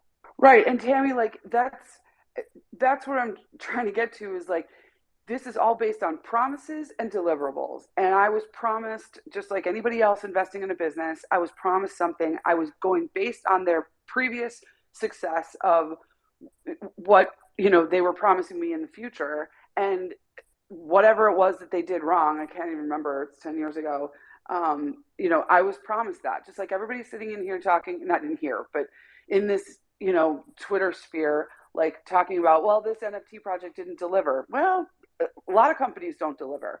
And then you're kind of left with whatever, but then you can also, I looked at it as a tax loss harvesting. So you can write it off. I don't know. But can I There's just always make a a point benefit to to that, it. that the reason that guy was Sure. arrested at the, the guy we were talking, the mutant apes, whatever they were that got arrested, specifically, I saw somewhere that, he had made these promises. So that literally, they're referring to the founder made promises of, listed like 10 different things. So I was going to speak to the promises point, but you guys already brought it up. Like, so they're out here arresting people for making promises. So it's a dangerous territory right now, because most of these projects do. And I'm not saying they don't all deliver, but the ones that don't are at risk. And I think we've seen a change, in the past year, that projects don't want to put out so much information on the roadmaps. And, this could be one of the reasons why. But I did want to add something to Brooke's point. Like, when you, even this week, like in the Celsius bankruptcy, the judge announced that the customer deposits are owned by Celsius. So people put their money in there, didn't read the terms of service. So now, like, those customer funds are no longer customer funds, and they're going to have to make the line behind all the creditors before they can get their money. So I think that was a great point. I did want to say what's up to David. David, I think you're new up here. Welcome. David came over from Clubhouse. Oh, welcome. Oh, I know God, David. stop Hi, telling David. people that. I'm totally telling people that because I got shit for it for months. Well, I rode the wave when they were calling me David for Clubhouse. So I got people to say my name a lot, but yeah, I'm trying to get out of that. Hey, thanks for, hey, Jess, Tammy, Brooke, good to see you. I've known Brooke for a long time. I've been purposely trying to get into other spaces and mingle with Web3. And I think I've been just in this certain couple of groups. So I wanted to venture off today, and I'm glad I found crypto and coffee because I love crypto and I love coffee. So this is great. Great. And I have to laugh because David was in a space recently. I think it was with Gary Vee, and it's so funny because I never picked up on it, but apparently people think he sounds like him. And when you said that, David, and I started laughing, I'm like, oh my God, you do sound like him. Like to hear the two of you talk. I've never heard it. I never get it, but that's fine. You know what I used to do on Clubhouse is I used to change my picture to Gary's picture, and then put Gary as my name. I can't do that because I'll lose the blue check. But it used to work. I used to get a lot of followers. But now that you said that, I can hear actually, it, Tammy. But now I can't Same. I maybe it's because I watch him a lot, but I love what he puts out. I love that he's positive, so I do pick up a lot of stuff from him. But it's good to see him back on Twitter and getting involved with the community. We love to see founders and big. I don't want to call them influencer, but massive businessmen and entrepreneurs doing that. That's what I'm trying to do with all my Clubhouse friends, Brooks. I'm trying to bring them over to Twitter Spaces because that app is dead, and Twitter is alive, man. It's alive and it's well. I used to get no likes on my tweet. Now I'm actually getting likes. People are seeing my tweets. It's beautiful, man. Twitter Spaces is at its all-time high. And I think Twitter Spaces, it's going to continue to grow. People are going to start more and more spaces with different topics. And shout out to Jess and Tammy for always hosting good rooms. And I see Tammy everywhere. I always try to get her up. But yeah, it's an amazing. First tip though, David, I had to get really past the calling it a room. You have to I know, train yourself. Space.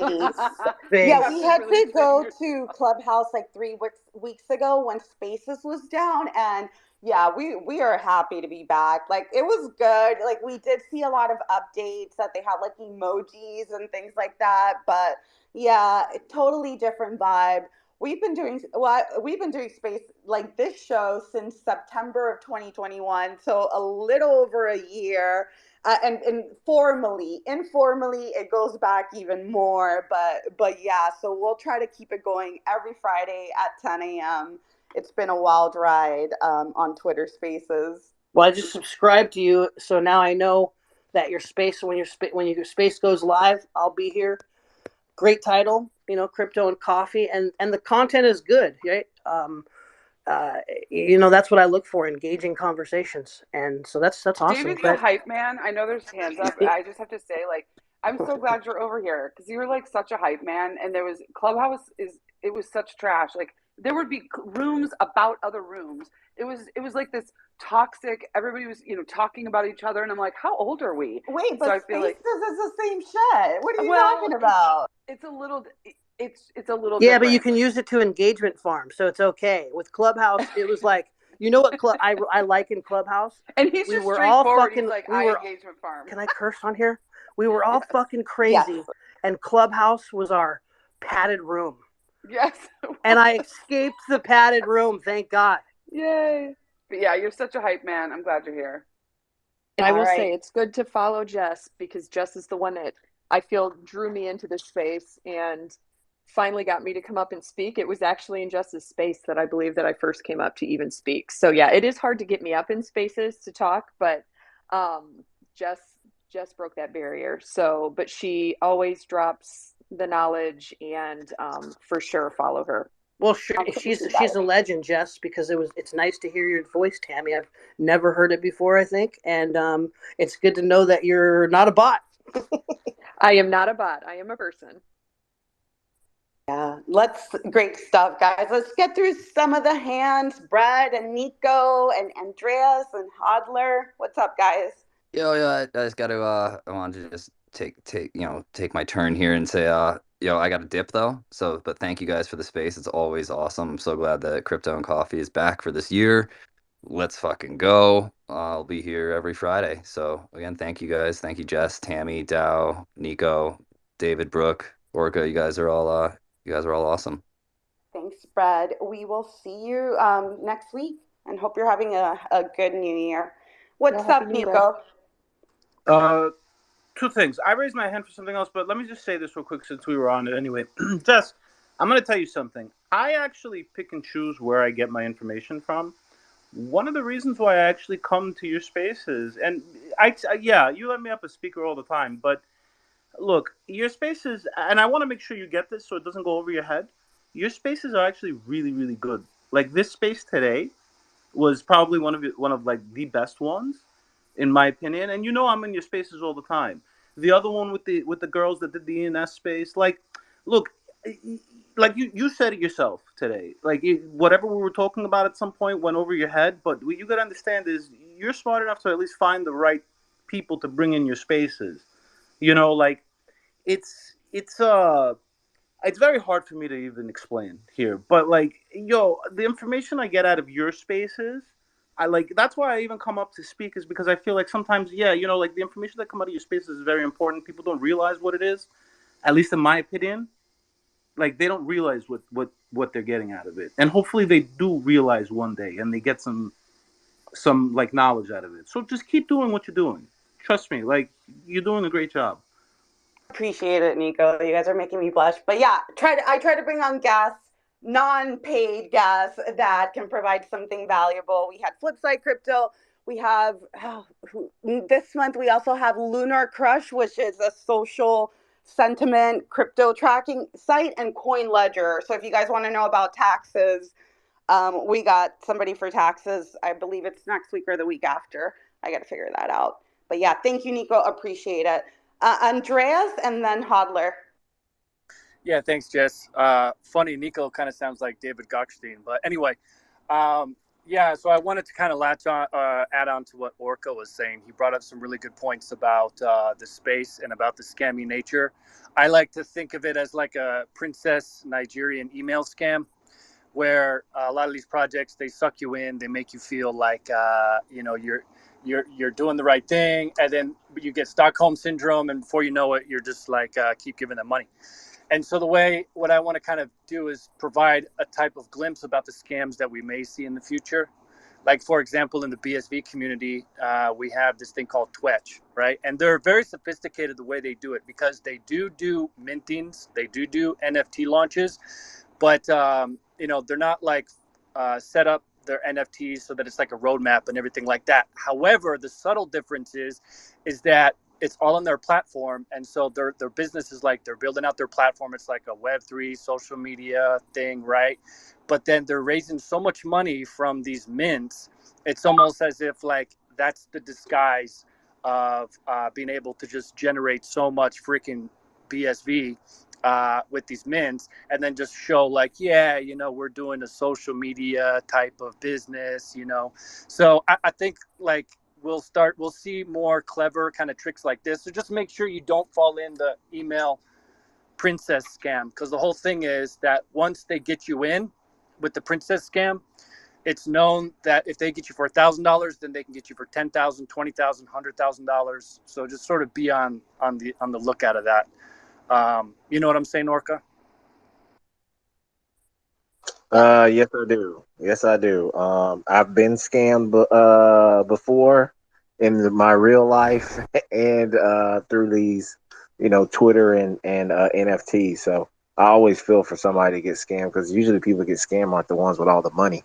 They're the ones that really, are trying to have some hope for more things in their life, and that usually is their life savings. Like, you crush somebody. You know what I mean? It's like the Wolf of Wall Street. But what he was doing originally was taking money from poor people. So yeah, I completely understand. Yeah, and then just the last point, like for example, me, I'm in BSV, Bitcoin, whatever, and you have to understand that like when you buy an NFT, assume that you're not expecting to get more sats back from buying it, because if you're in a coin, Solana, Ethereum, whatever, I know Ethereum's a bit different, and if there's a limited supply, and if the coin takes off, then the value of the NFT is going to go down in relation to the coin. And think of it like this too. For example, the Twitch example, and any other NFT project too. Any NFT project that's successful, they're literally incentivized to print 100 times more NFTs, like further diluting it. So if you like the art, great. Like, I'm all for buying it. But buying an NFT or a JPEG to expect more sats is just predatory behavior. You're just contributing to predatory behavior, and you shouldn't engage in that kind of activity, in my opinion. I don't know. What are you guys' thoughts? Well, I'm shocked that you're up here, talking bad about Twitch, because I thought Twitch was the best thing that had happened to BSV. But thank you for letting us know that Twitch is no longer good. What are your thoughts, Dow? So then, if it's not Twitch, what's actually going on BSV besides the lawsuits? Lord, let's not go down that rabbit hole. We're learning. We're learning. What's the The name? community's learning to Steered you build more away. open source. So I think that will be exciting to see what happens from that. But we've just been like contributing BSV to walled gardens and things. But I think we're sort of getting wise up to got to build open source. Same.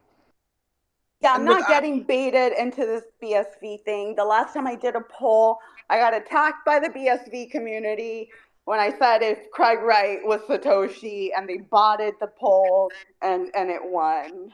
Look, you guys got to do something about your marketing, or like whatever. Like, how do you go? Like, there's Twitch, right, or Twitter, and now all of a sudden there's Twitch. You can't come up with a better name, at least. Like, the name alone. I Told was me it's gonna wondering. fail. I was like, Twitch, Twitter, Yeah, like twat, what? the name. Yeah, I've the name told them alone for told 6 me months. fail. They don't Don't get listen. me wrong. I've been They telling have them Twitch is a horrible name. Is that really a thing? I thought Jess was just fucking around. There's a thing And called Jess is Twatch. testing it out It too. is real. Jess got some bowls to test things out too. Like, it's crazy. Yeah, I went on there. I twitched. What's Yeah, up, like Hodler? Hey, Happy New Year, guys. How's everybody Happy New doing? Year. We're doing good. Just twitching and bonking, Twitching and bonking and twitching. Now, I just came up to give flowers too and say Happy New Year to you and Tammy and all the regulars, Dal, Nico, Leo, Viking, Brooke. Yes, I just want to come up and give flowers and say what Nico said. Keep doing what you're doing.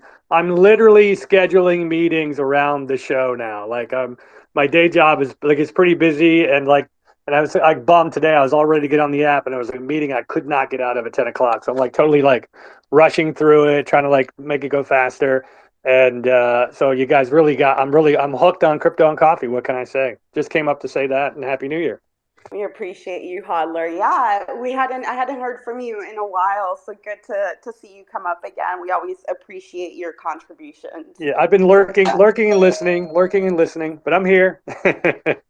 Thank you, Hodler. And if y'all haven't followed him as well, he drops some great knowledge too. And when you hold your spaces, Hodler, those are so informative. I know you were holding some with Haley for a while. I don't know if you're going to get back into doing that again, but your spaces are amazing as well. Yeah, thank you so much. No, there's so much to learn. As someone earlier in this space said, there's so much going, Nico or someone said it, there's so much going on across so many projects, so many things. That's what I like about here. There's a lot of stuff you guys talk about, and so openly, and so I think fairly. That's what I think about, like this space in particular. Everyone gets a chance, but you guys don't suffer fools either, right? And so someone comes in and starts, call them out on it. But at the same time, if someone's having a reasonable argument on both sides, you let it play out as long as you can, of course, till it devolves into nonsense, and you shut it down. I love that. Totally. Yeah, agree. Jess, It's a little spicy sometimes, but I was going to tell you, and sort of announce that I'm starting my graduate program on Monday for cybersecurity management operations. And so this morning I had like an advisor meeting, and I was like, "Can we move it to like 2 p.m.?" And she was like, "No." I was like, "Damn it!" Good luck. Thank you. And it does bring up sort of the idea that like I had a couple of choices. I could have, I kind of wanted to do finance and go a different direction. It felt like it would be a little bit easier. But I look at cybersecurity as like this, it's sort of this overall like, umbrella. I already work with a group of hackers, and, they're like working overtime, and, to be able to like manage them, to understand the psychology of why people are doing these things, I think is going to help in the long run. So I have a lot of cool sort of pieces of information that I hope to get out, as soon as I can. But we have to remember that like social engineering is a very, very powerful thing, and it's not just about like getting people to see money or see profit. It's making people feel a certain way, and therefore getting them to do something. It's sort of that idea of, can you manipulate them better than they can manipulate you? So just always keep that in mind, that it's not just always about other people's intentions. It's also about your intentions and what you get caught up in. That's a great point. Brooke, by any chance, did you hear about that Twitter data leak where apparently like hundreds of millions of Twitter user data was leaked? It's bad. Yeah. It's bad. So was that recently or? Yeah, that was recently, and it's possibly emails, phone numbers, and like, what do you suggest we should do to stay safe? These are the questions, right? These are the questions that I hope to be able to take from my hats. I call the group of hackers that I have hats. There's black hats and white hats and gray hats, and they all have different varying, skill sets, and be able to like translate that to all of you. There isn't a great answer for that. Using Proton Mail is really, a good idea. That's very secure. Changing out the email address you use for Twitter, just sort of changing things up. People get into a password being one of them main thing, or no? I would, in this case, this isn't a password issue. This is an issue where like fake accounts can now become valid accounts because they have email addresses attached to the correct user name. I'm so old, I can't even think of words. I'm going to do terrible in graduate school. It's because it's attached to, like, my email address is attached to Brooke J. Lacey. There's this new sort of more valid connection that scam accounts can use, if that makes sense. So it's not necessarily that they're trying to get into your account. Remember that, security and like scamming isn't all about like getting into your account and like stealing your bank account information. That's not the thing anymore. This is about social engineering and, making it look a certain way. So getting that like validation, especially with the verification now, having the email addresses it just adds that layer of ability for scammers to, because when I say hackers, I'm not talking about the bad guys. The scammers are the bad guys. The hackers are the ones that are, breaking shit so that they can see what we can do about it. So I don't know. I have like 7 different email addresses for, for different things. There is no great answer for this. It's really more of a keep yourselves educated. When you were first getting into crypto and NFTs and you were a little confused about it, I remember those days, especially on Clubhouse, David, when people would be like DMing me, like, teach me everything. I'm so confused. Well, it's the same kind of thing now where you're a little bit confused about the security and how these like breaches happen. Well, there's lots of information out there about it. And it's just going to take a little bit to learn it and protect yourself. There's different ways it's called having good security hygiene.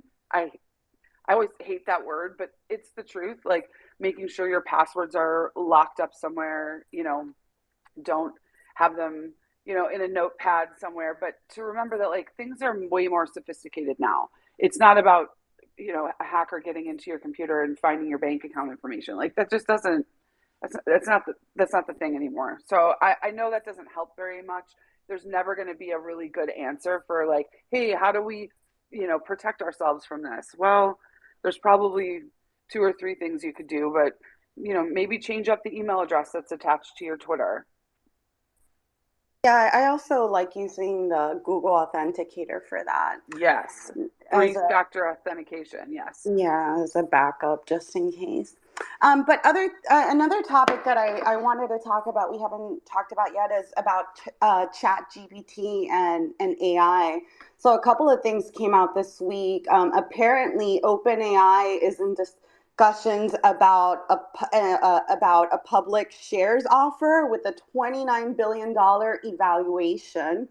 Also, Microsoft is working with OpenAI to integrate it with Bing to possibly be a competitor with Google again. So they would have, ChatGPT answers to some of the queries rather than just showing a list of links. And that's expected by the end of March. And then the last news, and I'll let you guys comment, is that New York City bans students and teachers from using ChatGPT. So basically, any school devices or internets are not going to allow people to access ChatGPT. So a lot of things happening with AI. Some people love it, some people hate it. What is everybody's thoughts? Good luck to those schools. That's all I have to say. Like, that's not. Good luck is right, Brooke. Yeah, they got to teach the kids how to use it, right? It's a tool that's going to be part of that's here. Teach them how to use it instead of hiding it. In New York City, let me tell you something. I'm from this system, like I'm born and raised in this fucking system, and like it's unbelievable what they're doing. I really don't understand. Like I really I can't. The changes that they've made and the things that I'm seeing and the things that I'm hearing from my friends who have kids, I don't know what to say anymore. I really, really don't. I'm just happy the college, it hasn't hit the city universities yet because I just graduated last year and they're still teaching the proper way. But I feel bad for any kid making it from going from high school into college because they're not going to be ready if it continues to go this way. Andreas, you wanted to chime in? Yeah, so the ChatGPT is an amazing tool, but I think they're having trouble sort of monetizing it. If they're going to charge people like a subscription per month and everything. And I know Dow's always asking, what are you guys doing at BSV? Well, I threw up in the nest. So there's a dev that made the ChatGPT accessible by paying a micropayment for each query. I think it's something like 4 cents. I threw it up in the nest. Y'all can check it out if you want. And something like this is probably going to be a more effective way to monetize like a ChatGPT system. So Dow, that I was giving you a shout out. So that one's for you, man. Well, here's the other thing too. This is not new. So I don't know Like there's something called Jasper AI, and they have definitely monetized. ChatGPT is not new. The functionality of it. I've used Jasper AI for a while, and it's fairly expensive per month, but it does quite a bit. So there's so many very fine lines that could be, discussed here, but it's sort of like, I'm such a history person. Maybe I'm just old. Which I'm not, right, Tammy? We're not old, but like so much shit has happened in the last 25 years. Like, Or we are remember not old. I need we to are make that. not, No, but We so are much not. stuff has happened. Is maybe that's I don't know how else to put it. Like in the 90s or what I don't know when it was, but in the 80s when we were allowed to use calculators on a math test, and we were like, oh my god, Oh it's my going to do it God, we for could. us, right? Like we will never have to do math again. Like Didn't they try to ban no, calculators like at the Yes. yes, beginning? yeah, yes, yes. I paid They too much tried for to that ban it. Casio, though, y'all. I paid too much for The that Texas scientific Casio. Oh Instruments. yo, yeah, it was but yes, Texas Instruments, or texture. when Yes. computers came out, and you're not having to like write by hand. My 18-year-old never learned cursive. Is he going to fail at life? No, he is not. I realize that's a ridiculous example, but like it's still the case, right? Like I went all the way through differential equations. My first class in crypto in school next week is asymmetrical cryptography and cryptanalysis. Like, am I still doing math even though I was allowed to use a calculator in 8th grade and it was like this craziness? No, you just, in my, again, back to that psychology is like, these are just tools to be able to use to maybe get the, advantage. This isn't supposed to write things for you and you're just supposed to upload it as your own. Like these are tools to use because our world moves so much faster than it did even 2 years ago. So to utilize a tool and then be able to like edit it, make it your own, make it pertinent to what you're doing. There's remember that fine line that I always talk about. Like electricity can cook the dinner, it can also cook the man. So you can use anything for bad or for good. Great points. Really quick, attention, everybody. I want to give a shout out to Matt. Matt, happy belated birthday. Happy birthday, Matt. Happy birthday. Thank you. Happy birthday, Matt. We love you. Thank you, everybody. I literally just woke up. Ooh, long night, sounds like. I went to 5 places last night and ended up at Cheetah's in Hallandale. Wow. Oh, boy. Cheetah's is still open? Yeah, great That food. shit don't Bro, close. I went there like 20 years ago. It's still open. Let me guess. Wait, Cheetah's is where in Fort Lauderdale? Yeah, No, it's in Fort Lauderdale. Hallandale. Where is it? Hallandale, yeah, Oh, same yeah. shit. Yeah, Hallandale. Yeah, I know where Cheetah's is. Hey, did you guys hear that there was like a shooting? Did you hear about that yesterday in the French Montana music video last night? Yeah, it was in Miami Gardens. Miami Gardens. It was at Finger Licking. For everybody who doesn't know, just grew up in Hialeah. She stays in I Hialeah. did not grow up in Hialeah. You know, Brian's from Miami too. Brian, Where I'm Brian not at? from Hialeah. No, but yeah, there was a shooting at the Finger Licking. There was a place called Finger Licking. Great food. Yeah, But apparently 10 people were shot. Scary stuff. And the set of a music video, wild stuff. Yeah. it's French Montana.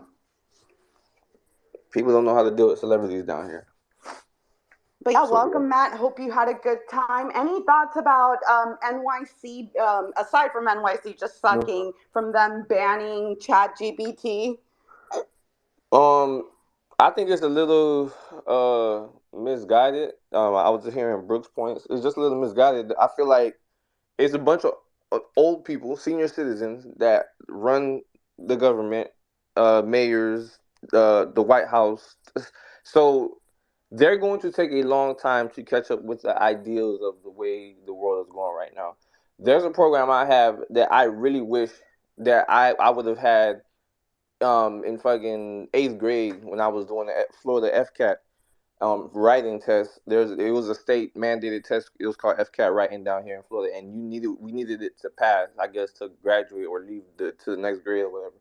So, anyways, we had to actually like write essays off the top of our heads, like full page essays, and then we would be scored on our writing. Mind you, we were like 14 or something at the time. Fast forward to 2023. There's an app I have called Notion, and it helps me like organize my day and my tasks and my goals and stuff like that, right? Notion has something called Notion AI that they recently introduced late last year. I can literally put in the topic, and it writes an entire essay for me. I could put in I could say dogs, and it could write a poem, a blog, an essay, whatever I needed to do. I could just Wait, literally give it a what was it topic. called, Matt? It's called Notion. Notion. Oh And yeah, Notion. yeah, Notion dot io. It'll literally write an entire essay for me. Just it writes tweets for me. It could write a tweet for me. Anything I need to do, it'll do it. I wish I had that in middle school with me growing up. But I think like the people who run, our cities and our towns and our country really need to get with the program, because like our world is going at the speed of light, and it's going much more faster than people realize. And I think for them to ban chat or whatever, something else is just gonna pop up. Like something else is just gonna pop up. They're just gonna move the kids like to somewhere else, because when we was using scientific calculators and stuff like that on our tests, like, and then they said we can't use it no more. Okay, cool. We just started using the we were still sneaking around calculators. Like it became I don't know if who knows this, but it became like a black market in high school for like calculators. Like so I feel like them banning ChatGPT, something else is gonna pop up. Like these kids are way smarter nowadays. Okay, they can't get rid of it. Like when something sticks like wildfire, it's just gonna keep growing and growing and growing. There's no way to put a lid on it once the cat's out of the bag, so to Matt, you're speak. So so yeah. right. And look at the YouTube generation. Again, I go back to my 18-year-old who knows so much more than I did at that age, like so much more. I can't even believe the information that he has in his head. Does that mean that he didn't research it the same way that remember we had to pull like Exactly. Encyclopedia Britannica off the wall Yo, and like we had to flip through go. pages? Come on. Growing up, we didn't even have a computer. We had Right. to go. I didn't have a computer. We had to catch the city bus to the library, and then you pay $1 an hour, which we using our lunch money to pay for the computer's time. And it's not even a fast computer. It's not even what they got nowadays. This is like they working on like freaking 5 gigabytes of RAM, and Matt, we using Windows 94. right. Okay, to fucking go on. Brooke, Yeah, that's what Building. I wanted to add. Remember Wikipedia, when Wikipedia came about, and all the schools were like, "Oh my God, you can't use Wikipedia for your research. You have to do it somewhere else." Like everybody still did it on Wikipedia. And Wikipedia's information was sketchy. Sometimes. Exactly. Like people So were just updating it. But, in 1994, I was accepted to the computer science department at Northern Illinois University. There were no computers in our rooms. There was a computer lab that was open 24/7.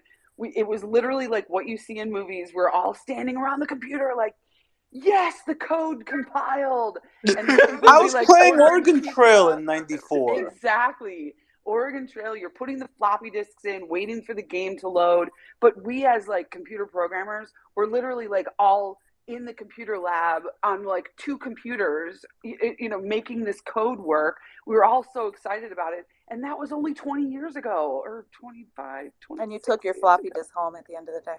Yeah, that's how we handed in our homework. Was on a floppy disk in a mailbox to the professor. On these, yeah. So a mail.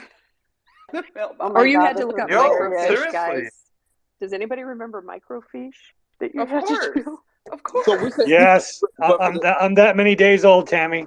but for the room, we all sharing the story to say like these kids have no idea how easy they have it, and I think the people who are in charge need to realize that it's just much more different now. Things move at the speed of light. Like it's so fast. Information moves. We are literally in the greatest transfer of information ever. And I think that's something that a lot of people take for granted. But like I'm telling you guys, you could look up anything. The other day, I wanted to find out how to change power steering fluid on my car. Okay, I just went to YouTube and I did it myself right in the front lawn. That's something I could not have done when I was 17. So, but yeah, like I think the mayor, the New York, the people in charge really need to get with the program because yeah, they're not. I It's So not. agree, kind It's of not. a and, knee and jerk I think reaction. Yeah, but you know what it is? It's that specifically with ChatGPT is that it threatens like the entire school learning model because when these kids go to school, they don't teach them like critical thinking skills. They just teach them memorization. And when you can literally go to like an AI bot that can just pull up all the answers, like it's all of a sudden like, oh shit, we can't just teach them to memorize things because there's like a program that will literally just spit out the answer immediately. Facts. So And let me Yeah, so ask you they're this. like, what the fuck do we do about this? I'm glad Can I Florida please got with the just say program. something as a New we're all Yorker? heated. Because hold on, can I just please say something? Because yeah. like, Go yo, ahead, Nico. New York is a little bit on the. I want to say like the term in Greek would be high nosed or like snot nosed. Like the way they are, like the politics here, the red tape and everything. Like New York wants to make it for themselves. That's the only. That's the like. That's why. And New York has its own system, I guess. I don't know, but New York is like they want to create the standard, I guess. Like, look at what's going on. I can't buy crypto legally. Like, I have to go through all these hoops and do this, go through a decentralized exchange. New York These needs things to aren't worry available. about its rat problem and then focus on fucking chat Wow. GPT. But Listen, I just, yo, I the just rats. wanted What to do you add like? It's something better than that, alligators. At least I don't got to worry about something listen, like there's not, biting my I leg go off. outside my door, there's no alligator. You go outside your door, there's 10 rats. Like, you Yeah, but can't you got compare it. iguanas. It's not like you don't got nothing else over Wait, there. let me just add something that I just read. So the reason they say they banned it is due to concerns about negative impacts on student learning. So to what Brian was saying, like it's just this whole read and memorize and repeat Mm-hmm. instead of actually being critical thinking. And then the fact that they banned it, I don't know, when I was in high school, if something was banned, my curiosity level like It tripled. went up. Like, Yes, why don't they want Exactly. me it to went up. use this? Yeah, it's Meanwhile, called the Streisand effect. How do they meanwhile, not know let me say this this. Let me though? say You this know right what quick. I'm saying? Are they like stupid? Like we are all here having this fucking opinion, and they're just over there. Do they not have critical thinking No, no, ability? it's not that they're stupid. It's just that that's like the like the gut reaction. Like they don't know what to do, and so they're sitting around like these board meetings with like the fucking principals and stuff, and they're like, "We just ban it. Like we don't know what to do about it. Just ban it. We'll figure it out later." Meanwhile, Florida, starting this year, will require financial literacy to graduate high school. I love where I Is live. that actually Wow. true? Yeah, it's real. That's a So good thing. New York is so Love my congested. state. You can't move in that bitch. As a matter of fact, the rats now do Uber Eats delivered by rats. That video of that fucking rat delivering, eating that pizza. That motherfucker was actually delivering AI pizza. rats. Yeah. Thank you, Leo. Hi, Leo. By the way, you've been up here like Hey engaged. Leo, what's up? Hey, Leo. I was just looking for a way in now, but Happy New Year. Love you all, and yeah, man. Your show just keeps getting better and better. You, Tammy Dow, man, that's a hell of a team, man. So I couldn't say it earlier, but yeah, man, this is one of the few spaces where you actually fucking learn and learn good shit. So I love coming up here, man. Appreciate you, Leo. Let's go to Seidelv, who's been patiently waiting, and then Brooke, I'll circle back to you. Good morning, everybody. Sorry, I have never been up here, so I didn't want to come up and interrupt anybody 100%. My name's Mush. I totally love what you guys are talking about with ChatGPT. It scares the shit out of me, though, because like I have coder friends that are already implementing this into Twitter profiles. So like what they're doing is they're literally creating bots that will go and respond to you based off of what you're saying, follow everything. So like for me, it's a little bit freaky.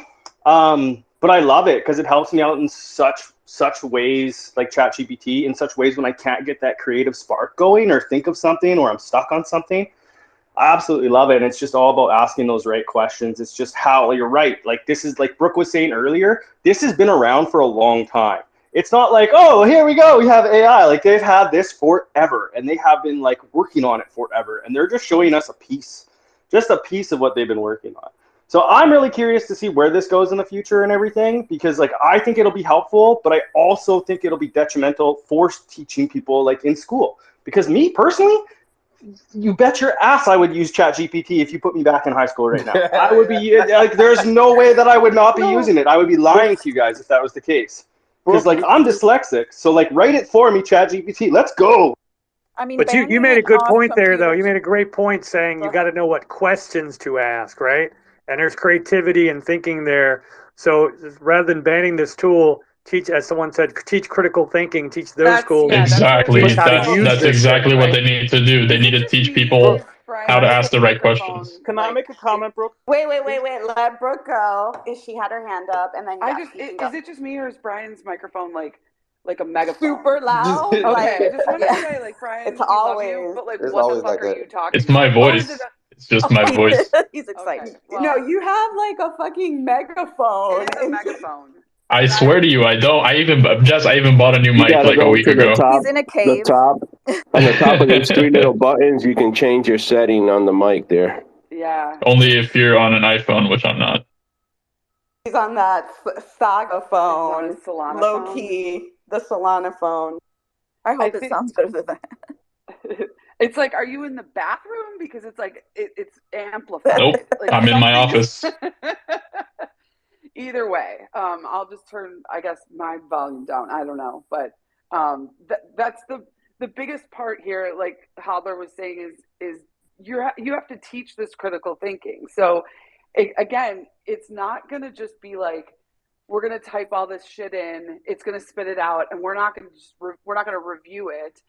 We're just going to upload it to whomever is grading it. Everything has advanced, even the teaching styles, even we put my son into online school because he didn't do very well socially in the actual brick and mortar school. And so his learning style had to change. The teaching style had to change. There was no online school, when I was in high school. So it didn't matter if your learning style didn't adapt very well into this social setting. He was very distracted by all of the social craziness, and so he couldn't study the same way. So did he use the same tools as somebody did maybe 10 years ago?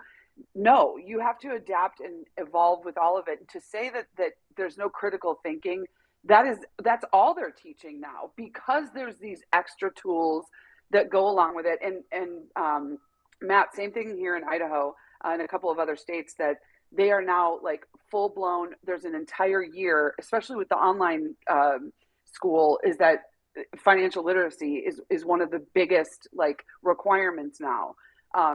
Just understanding credit score, understanding like all of it. He's already an employee of my business, so that he's able to have a 401k before he was 18, not a 401k, whatever the other one is. So there's new things that are happening that are kind of offset by this idea that they can use these tools to better help them formulate sentences. But if your child, or if you as a human being can't look at something like that's spit out on ChatGPT and not learn what it spit out to you, we have a bigger problem here.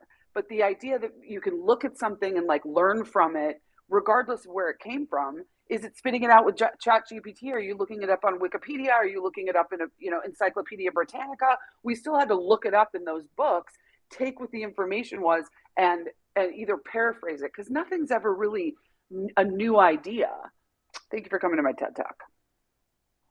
I think that's a great point. And we've been talking a lot about the ChatGPT feature, but as far as like the DALL-E, like the art part of it, I see there's this divide in the art community. Is this good or is this bad? Like, I've used DALL-E and it doesn't take 5 minutes to get something good. Like, you have to actually put time to create beautiful art. Otherwise, you're going to get some weird shit that comes out. Like, do you guys consider AI art like art, I guess, is my other question. Just Hodler, real quick, Jess. I think you made a point there too. Like, it doesn't take 5 minutes, right? And so, you guys, I'm a lawyer, so I go back to some thinking about copyright, and because there's a philosophical thing about copyright, is you can only copyright something that's creative and created. The bar legally is pretty low, but as you just said, Jess, the machine can't just do it. I mean, I guess maybe it can, but the better stuff comes out when you are manipulating it. You are putting your ideas into it, and it's working together. So I think you might call it people can call it AI assisted art, but I think it's still art. If the human input is there and that creativity is working those tools and making something happen. That's just my opinion. I think that's a great point. I would want to hear from, sorry guys, I'm going to go to E really quick because he's an artist. Welcome, E. Happy New Year. I'd love to get your thoughts. I don't know if you heard my question, but I'd love to get your thoughts. Hi, sorry, is it me you're calling on? Yes. Happy New Year. Okay. Hey, Happy New Year, GM. I'm just going to go ahead and plug in my phone to charge because it might die otherwise. But I think the conversation is very interesting because I remember in the 90s. Is it him? Oh, wait, you're breaking up. When I was, and I. Okay, might be a little better now. Yep, much better.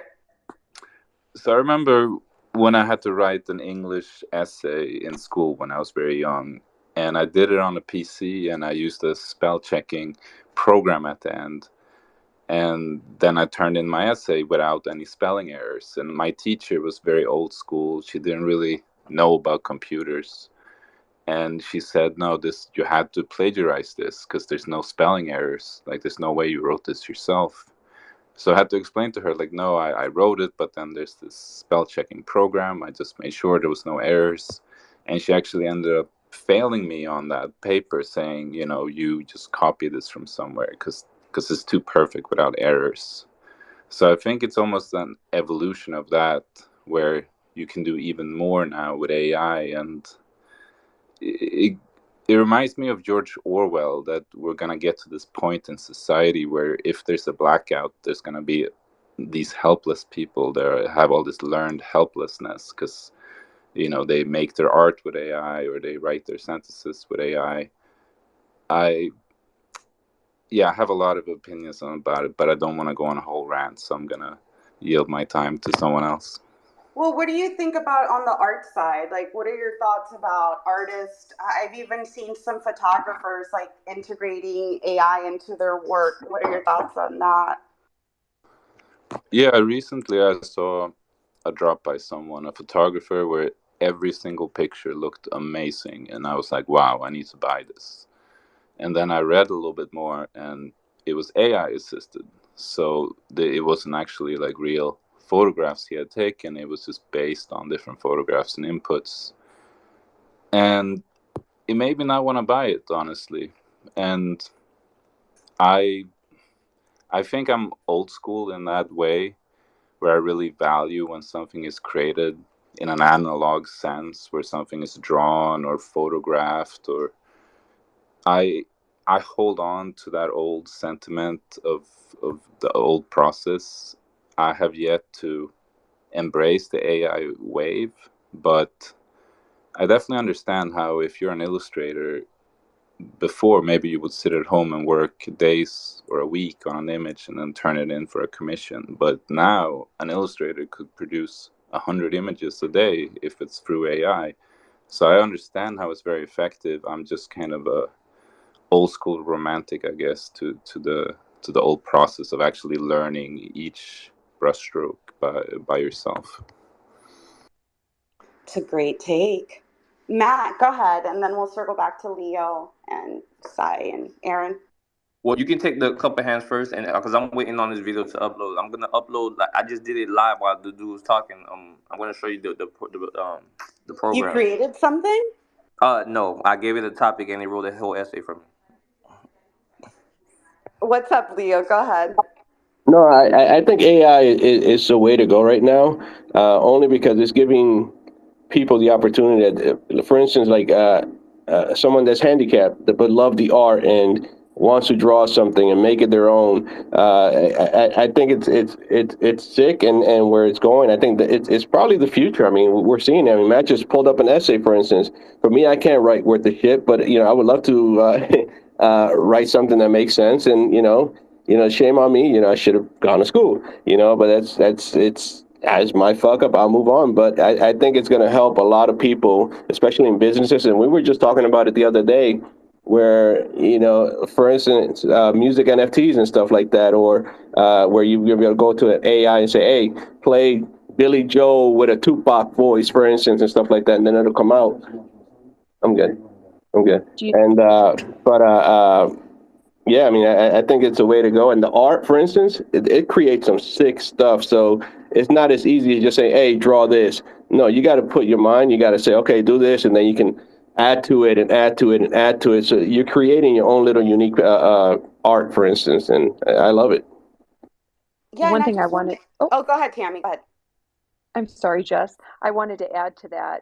We were checking into that, what you guys have been talking. I thought the name of it was Chat AI or something like that, but it will write contracts for you too, which is crazy. So several times we have several friends who are attorneys and sold vehicles.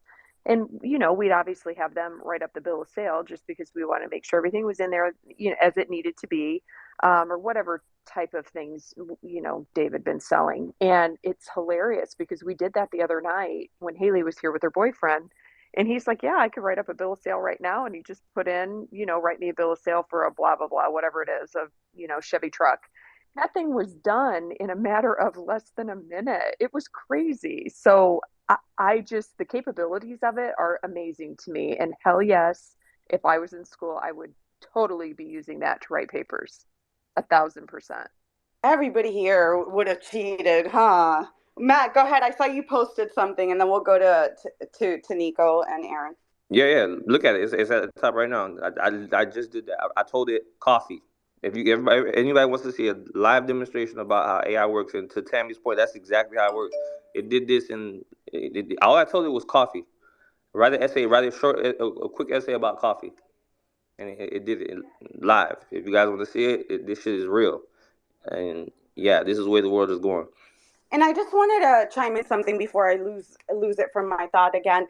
Like, we haven't talked about how this would benefit businesses. Like the last AMA that CZ from Binance did, he said, I believe the number was 75% of the first level support tickets were resolved by an AI. So no human intervention. So the positive impact that it could also have on companies and customer service and things like that. It's already being used. Go ahead, Nico. All right. I wanted to say something to Brooke before, right? Because Brooke, I'll be honest with you, when you described your experience in school, I was jealous. And it actually goes into like what I'm going to say here, because I agree with Emmett, right? When you were talking about how you guys had to crowd around the computer, there was like 20 of you, but you guys also had to work together.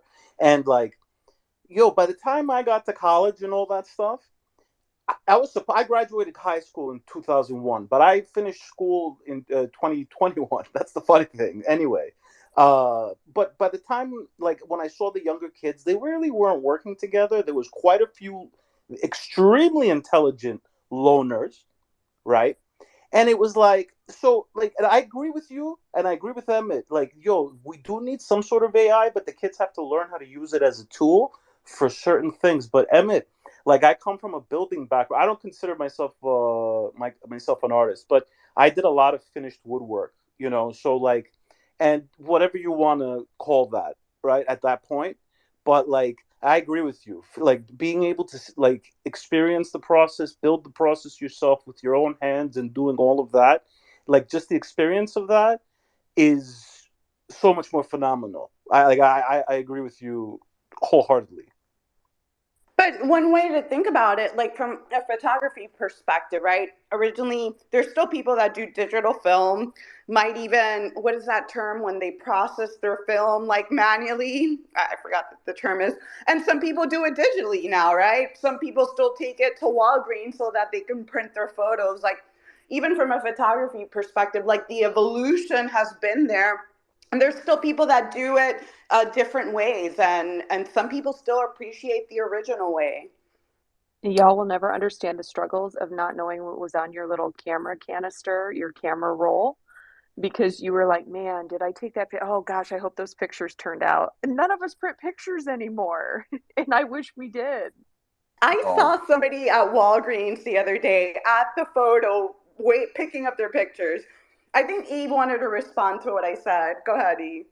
Yeah, no, I think that's the perfect like comparison, because when the camera first came out, people would, say that this is not really real art. It needs to be an oil paint. Like back in the day, there was oil paintings, right? And if you wanted your likeness recreated, you had to paint an oil painting.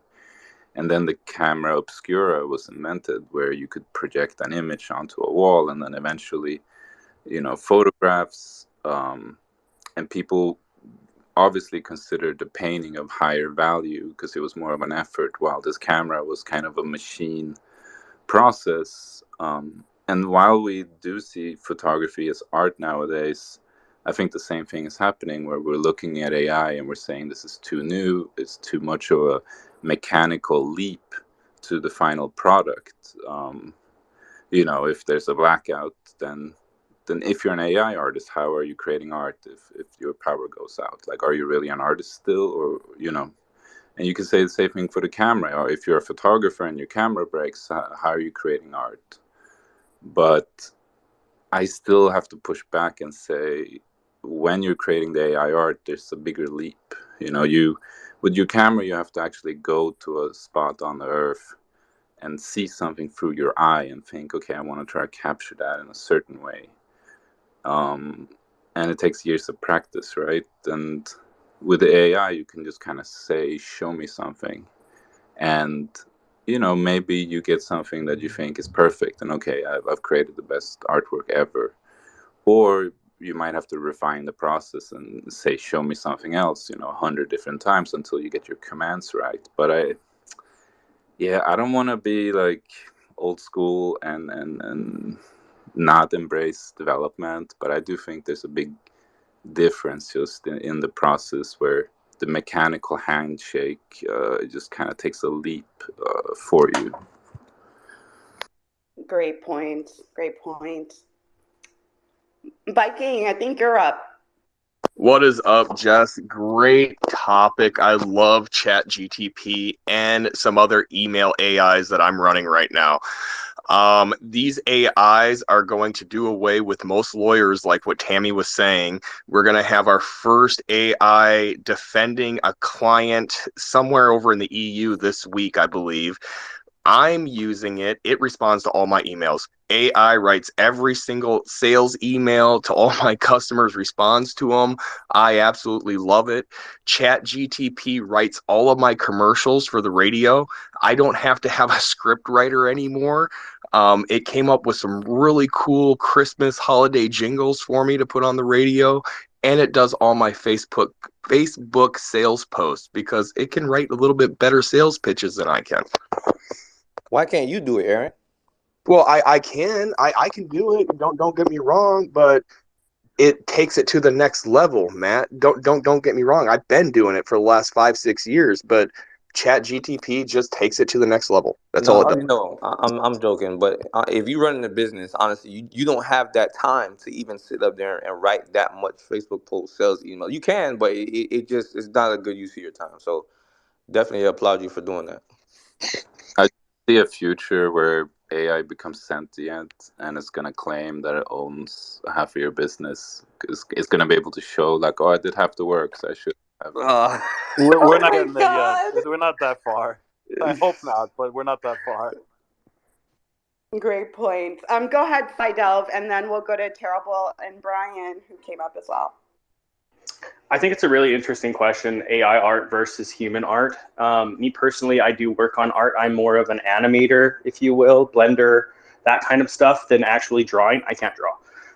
But I really think that just like ChatGPT, where it's helping all of these people do their daily tasks, I think it'll be integrated in art in that way. And I wish Brian stayed up here as well, because I wanted to ask Brian, because my big question is the legalities behind it. Just like I believe Nico was saying, will they come and try and claim it? Like, if I used your software to make this art, is it my art? Is it your art? Whose art actually is it? And that's like where my question kind of comes from, because it's like, am I just setting in parameters for this program, this software that somebody else has created to make my art? Is it then mine, or is it theirs? So that's where I kind of come from. If you guys want, I can post up a little bit of the art that I have been working on, and you guys can give me feedback on it as well. I didn't use any AI art for Side Owl's project just because of those reasons that I just stated. Whose art actually There's is it? actually a court case about this with a monkey, and the monkey the monkey lost the court case apparently. The monkey lost? Yeah, so some animal activists actually tried to sue on behalf of the monkey because the monkey took a photo, I believe. I forgot what it was. It was just like a selfie or like a photo bomb. Yeah, they gave it to the monkey, and it took a picture of itself inadvertently and trying to decide if the monkey had rights to those pictures. But because he's an animal, he doesn't have rights. Yeah. So let's say it's a human. Is it any different or no?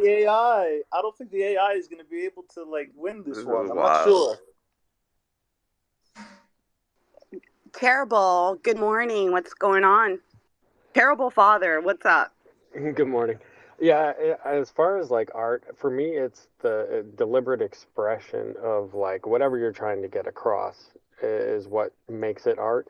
I don't think there's such a thing as AI art. I think there's AI graphics because there's no like really deliberate control. You just put in a prompt and it's like, oh, let's see what happens. And you can curate that, but you probably won't be able to copyright it. And that's why they scrub all the metadata, because you're just stealing other people's artwork, or at least the program is.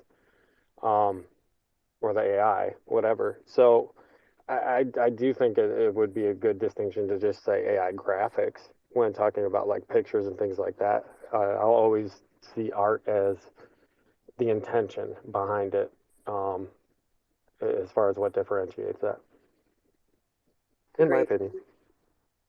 Great point. Yeah, somebody mentioned that they had heard that about possibly ChatGPT having some type of like watermark feature. I don't even know how that would work, but that would be interesting. I do see Brian came up. Brian, welcome. Thanks, Jess. I just had a quick thought really about the art. I was in a different space just talking about AI with like education applications. So a little bit different, still kind of dealing with like intellectual property and stuff. To me, like the art thing, it kind of seems like we have to think about like what are the goals in mind, which I think someone just said something along those lines, like what's the intention? Are you using it to produce something along the lines of like visual graphics where yes, you might be making something new and like a new image, maybe that's nothing like it's been made before, but it's still based on, you know, all of the input into the model itself, including your own input, and then the output, it's just like singularly new. But in my mind, artwork has this like quality to it that's like infinitely new and novel, so that when any person views it, then they can see something new in it. And I guess you could say that's true of any image, but if you just look at like a person or a photograph of that person, you're just going to recognize the singularity of this is a photograph of that person. It's not really captured something that's like going to be infinitely new and novel, so that every person that experiences it would have that, you know, experiential approach to it, where that's what I mean by like infinitely new and novel. And to me, artwork has that quality where it's just a different realm. It's gone beyond seeing something that's been seen before. It's the experience of seeing it, and the artist captured it and brought it into view for everyone else to view it. So it gets into like some philosophy stuff and some intentional stuff, and to me, all of that kind of stuff comes into play when you're talking about artwork versus graphics, which I like that terminology, calling it graphics instead. Yeah, I think those are great points. Thank you for sharing. Dal, are you back? I know you had your hand up earlier and you might be rugging. I just wanted to make sure if you wanted to say something, you had the opportunity to. Can you guys hear me? Yeah, you're back. All right, great. Yeah. Sorry, I'm West Africa. Like my connection is good most of the time. It's just that 1% of the time when it kind of falls off and I get disconnected. Yeah, great conversation on ChatGPT. Actually, what Emmett said is exactly what I had in mind. Is there was a time when photography was seen as this new technology, and people were thinking, "Hey, this is not art. This is so easy to do that. Where's the paintbrush?" Right? We take it for granted today. Like in my opinion, we're like the old people who introduced this new technology and think, "Oh my God, this is no longer art." And in 50 years from now, it'll be completely accepted as, yeah, obviously this is art, and this brand new form of AI that's much superior, maybe sentient AI, and then we'll say, "Oh my God, this is not art." So I think every generation has to deal with how technology changes the way we appreciate art, work, all those other topics you guys mentioned are going to be changed by this new technology. But the same thing happened with television. The same thing happened with the phone. The same thing happened with the car. It changed our perception of distances, time, relationship with others. So if we don't want to get old, we got to accept it, adapt it, kind of like use it, play with it, and see how far we can get with it. But I get the feeling, right? The feeling is it's too easy. It doesn't feel like art, but I think that happens to every generation. I think that's a great point. And like right now, it's a free for all, right? We have access to like anything in ChatGPT. I feel like when they integrate with Microsoft, which is based upon what I read, it's going to be kind of like a filtered out version. And I think we're going to start seeing like more us being more like restrictions on what we can get back and what we can't. Hopefully not, but it's already going to happen with the Microsoft Bing integration. Yeah, Bing is making a comeback. If you weren't here earlier, they're integrating with ChatGPT for some search results. Go ahead, Brian, and then Matt and Terrible. Yeah, I was just going to point out, Dow, as you were, kind of going through that like progress of history and development of evaluating like what is art, every time you were talking about a different step in like the AI or whatever tools being used. I think you were talking about paintbrushes actually, but and then like if you look at like oil paintings versus photography, every time you look at a step and evaluating is this art, you have to step away from the AI and use real human evaluation to say that yes, this is art and now we're going to call it that. So in my mind, whether you're evaluating artwork or IP or even like the educational side or business side of using AI in any technological tool, you're always going to have to step to this like higher level thinking, expert level on the human side to evaluate, to say if it's really is this thing, and to really curate that the outputs coming from the AI are still matching up with that high level logical artistic human understanding of and experience of the world. So I just want to point out that it's us that decides. It's not the machines that decide every step of the way. Great point. Go ahead, Matt. Yeah, no, I was just gonna say that technology is scary, like all things, like all changes in life. Change is scary, but I think when it comes to adapting technology, it's better to just go along with it. Learn it, even if you don't use it. Learn how it works, because you don't want to end up like the boomers now. Okay, like I'm telling you, like it's a scary life that they lead. All right, they don't know if they should open an email. They don't know how to type. I'm telling you, it's bad. Like when I try to help out as much people as I can when I see them out. I remember I seeing this old lady at this kiosk because she was standing in line at this McDonald's. By the time she got to the front, there was no cashiers, and she was like, "Hey, can I get some service?" And then the cashier was like, "Use the kiosk." And then she walked to this kiosk. This lady is like 70. She wasn't even like, you know what I'm saying? She's standing in front of this huge kiosk, this big computer screen at McDonald's. She don't know what's going on. So I was like, I helped her. I was like, hey, tap this, tap this. This is how you add. And then I had to show her how to use the Apple Pay, and it was bad. Like it was bad. And the whole time I'm helping her, I'm like, damn, I don't want this to be me. You know what I'm saying? Like the whole time, I'm like, I don't want this to be me 40, 30, 20 years from now. I don't want to, this is like, I don't want to do this. I don't want to. So I try to, even if I don't use technology, or I mean, even if I don't use a certain type of technology, like I've never used ChatGPT, but from this discussion, like I would love to see how it works and learn how it works, even if I personally never use it myself. But this is the kind of stuff I'm talking about, because technology is not slowing down for anybody. So if you try your best as much to resist it, But I guarantee you, it's not slowing down for anybody. Those people that were shouting, well, horses can eat grass and they go faster than cars. Where are those people right now? Okay, Exactly. they bought a car eventually. Okay, they had to because horses are not allowed on roads. And the other part of it too is like it's such an interesting point to go through those generational, topics, I guess, is like, when we talk about back in the 90s, we were at the precipice. Like I've always said that Gen X, we had the best, I guess, generation because we had the best of both worlds, and technology was taking off during our formidable years.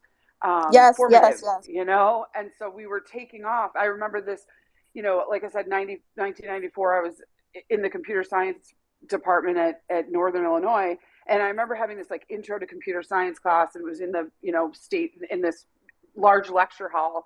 And this professor was like jumping around the stage, like, just wait, like it's going to go so fast. And so we, as, 18, 19, 20-year-olds that were just like absorbing all of this knowledge as that generation, just a few years older, right? Like the boomers at that time were like 30, 35 years old, and they were really unwilling to learn this stuff because that's just generationally how it works. And so they kind of got left behind, especially those that, like the boss I had that, when email came out, he refused to do it. I'm not sending emails. What is this email? And he would have his secretary print out the email. He'd write his answer or response, whatever, reply, and hand it back to her for her to type in and send the email back. And those are the people that end up the 70-year-old at a kiosk not knowing what to do. So we have to remember that, like, if we don't get on board, if New York doesn't get on board with any of this stuff, then it's going to be a hindrance. You have to move with the times, not against them. Yeah, I think that's a great point. And if you guys, Matt, I know you said you hadn't used ChatGPT. I did put up a thread on the top. It's like 4 or 5 tweets in the Jumbotron, whatever you guys call it, of how to like level up your ChatGPT prompts. So how to ask better questions to get, more valuable data. Because yeah, it's easy to go in there and like ask simple shit, but to like use it to actually produce valuable content, there's a little thread up there. So just wanted to add that in. Is that Zeneca's that you're talking about? Yeah. Oh no, actually not Seneca's. It's I'll repin it. Yeah, I guess it was more than 5 down. Where the hell is it? I don't see it. I'll repin it. Go ahead, Terrible. Yeah, I just want to say, like, I think an important distinction is that, like, a lot of the examples given as far as, like, how technology has helped be better tools, it's to assist humans. And now we're actually reaching a point where it's going to fully replace and just entertain us without any input from humans. It's getting to that point where even you can have an AI create prompts to make graphics, and then based on a bunch of variables in the market research, it will be able to determine what humans will find most appealing and just basically say, here's your new bomb shit.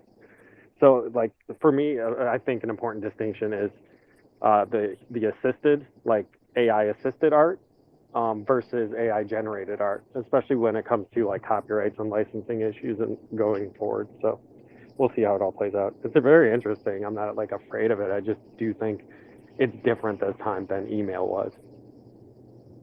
Yeah, and I know, I'll go to you right now. We've been talking about like art and ChatGPT. Like, there's also AI like avatars. When I was going down the AI rabbit hole, there's like a website you could pick your, human avatar, type in what you want it to say, and it'll spit out a video in 10 minutes. And it's already being used by like top 500 companies to generate training material and onboarding videos and things like that. So yeah, the video part of it is insane. Can we start in a James Cameron movie though? If you create an AI avatar movie, maybe. Like, you could go into ChatGPT and probably tell it to write you a movie script about something that you want to happen. I don't know about, yeah. Right. Think of a scenario. Go ahead, Dal. Man, you look tall, man. Just put some blue paint. That's I am hilarious. tall, and I've thought about it. E, go ahead. Yeah, I was just thinking exactly what you said. There's so many aspects of life where I would want the AI to do things for me, like for my taxes, for example. I would love to have an AI tax bot that just kind of does it for me. Or even if you go to the emergency room, I would love it if there was some type of biometric scanner that takes all your vitals, and then there's an AI that can diagnose you more perfectly than a human. Like, there's so many good applications to answer your emails or whatever it is. But art, as an artist, I feel like it's the essence of human spirit, and that's where it gets a little tricky. Like, do I want AI to do this for me? Because I have my own ideas around intention and the spirit of art and what it means, and I understand that people that are born nowadays, that are learning how to make art nowadays, will see it differently. But yeah, AI can help me in so many ways, but art is the one way where I feel like this is something deeper that I don't want the machine to do for me necessarily. Valid point. Go ahead, Side Delve, and then Death is New, and then Brooke and Terrible. So I was just ChatGPT. I just kind of have a question, I guess. Two questions, Jess. One, I want to know what this avatar thing is because I want to mess around with it, and it sounds like a lot of fun. And then two, with asking the right questions with ChatGPT, let's say you give it a prompt, right? Like, write me a thread on magic mushrooms, blah blah blah blah blah. You can actually go into the next, like, after it's done it. And this is new to me. This is why I'm saying it. A lot of people might know this already, but you can actually go in and rephrase or re-edit in the next thing. So you can actually really curate the tweets or curate your code or curate that contract in any kind of way that you want afterwards now. I think it's gotten an upgrade. I may be wrong on this, but it feels way more responsive and actually like active, like in what it's doing previously with what it's done. So I don't know if I'm wrong on that, but I'd like to hear some like thoughts on that as well.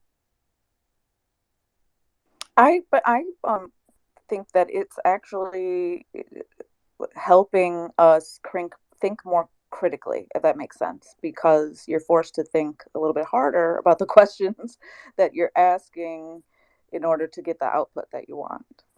So I think, like, overall, long term, it's definitely going to improve, and change in major ways, like critical thinking.